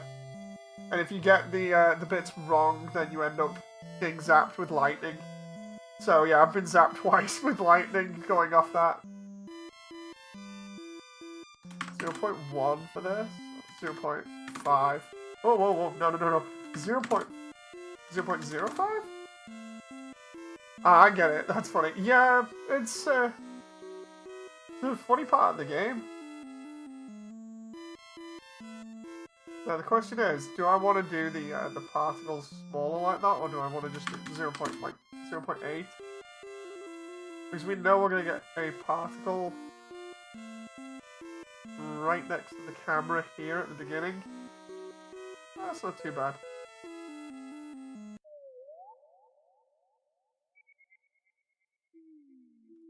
Dude, and then I've just got to animate that. So I could have this VHS tape done by tonight, but I'm probably going to do it tomorrow because I want to set up the render. It's going to take like 13 hours to do the ruins. For your prize, if you did get all right, I was going to donate $100. Oh, oh well. Thank you anyway, Metaton. Have you watched Supernatural? I saw a little bit of it ages ago, but not fully, so you can more or less say no. Just trying to double check. If he says legs 1,000, legs. Is that? Do we get to see that? No, we don't. So I'm good. Because you can see Azrael's hand clipping through the side there, but because we don't see it in this frame here, we're fine.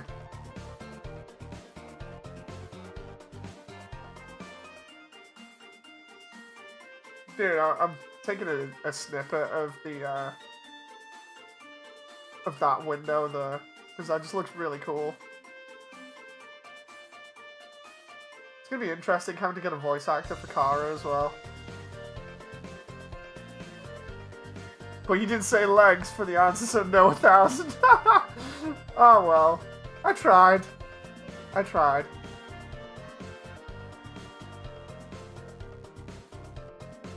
Let's see. Where it is.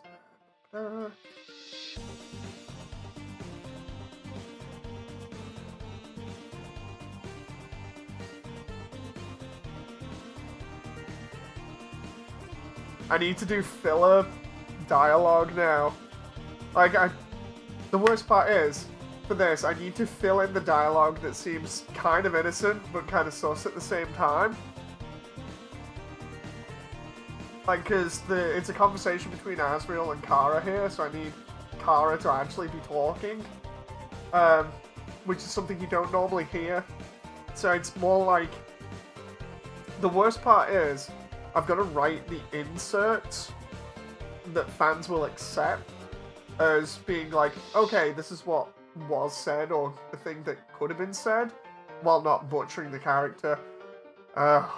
Especially because, like, if you've not played the game, the context isn't there, but let's just say that, without spoiling it, there's a lot of misunderstanding about what goes into Kara's character and how they act and stuff. So I've got to kind of fill in the gaps while also not butchering too much, you know. That's gonna be awkward. Could make it so he doesn't talk like in a POV. No. The thing is, the way that this is done, this one VHS, it's Asriel behind the camera reacting to what Kara's saying. So I've got to fill in those gaps, otherwise it looks weird. Unless, because it's a VHS tape, I kind of deliberately sort of, you know, do that weird VHS sort of flickering where the bit of the tape is like destroyed or whatever. Just those little bits. I don't know, maybe I'll write some insert dialogue that will make sense and not sound too sinister or whatever.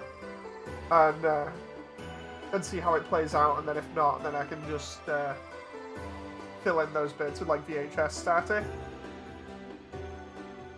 Didn't think I'd get the first part of the animation on there.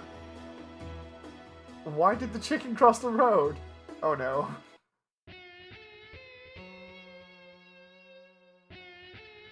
Go on. Why did the chicken cross the road? I've got too much going through my head now, so... Kind of like Cloverfield, yeah! The idea is all this is supposed to be like hand cam. The next two are going to be emotional. And I've got to make sure I swap back to the kid's bedroom for the next two scenes as well. After this.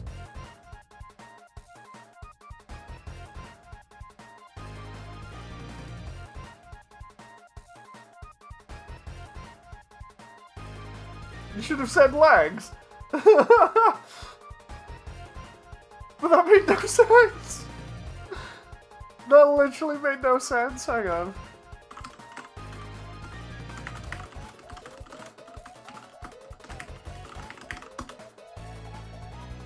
I even typed it in to see whether it was a thing.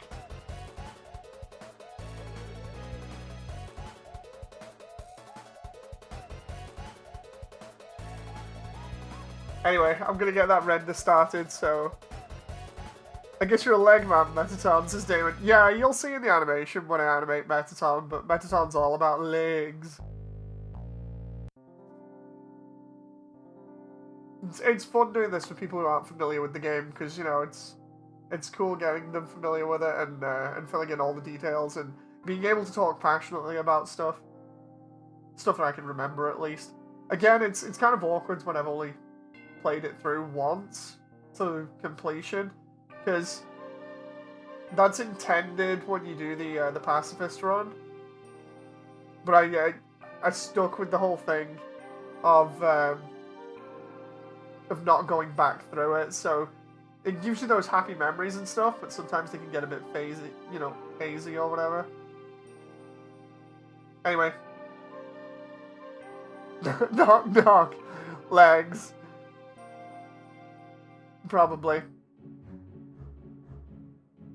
Anyway, I'm going to call it there because it's like 10:30 and try and get some sleep if I can. And I'll see you guys tomorrow. Thank you very much for sticking around. I hope you've enjoyed. And I'll see you next time. Until then, I appreciate the company. Thank you very much, and it's been fun. Bye!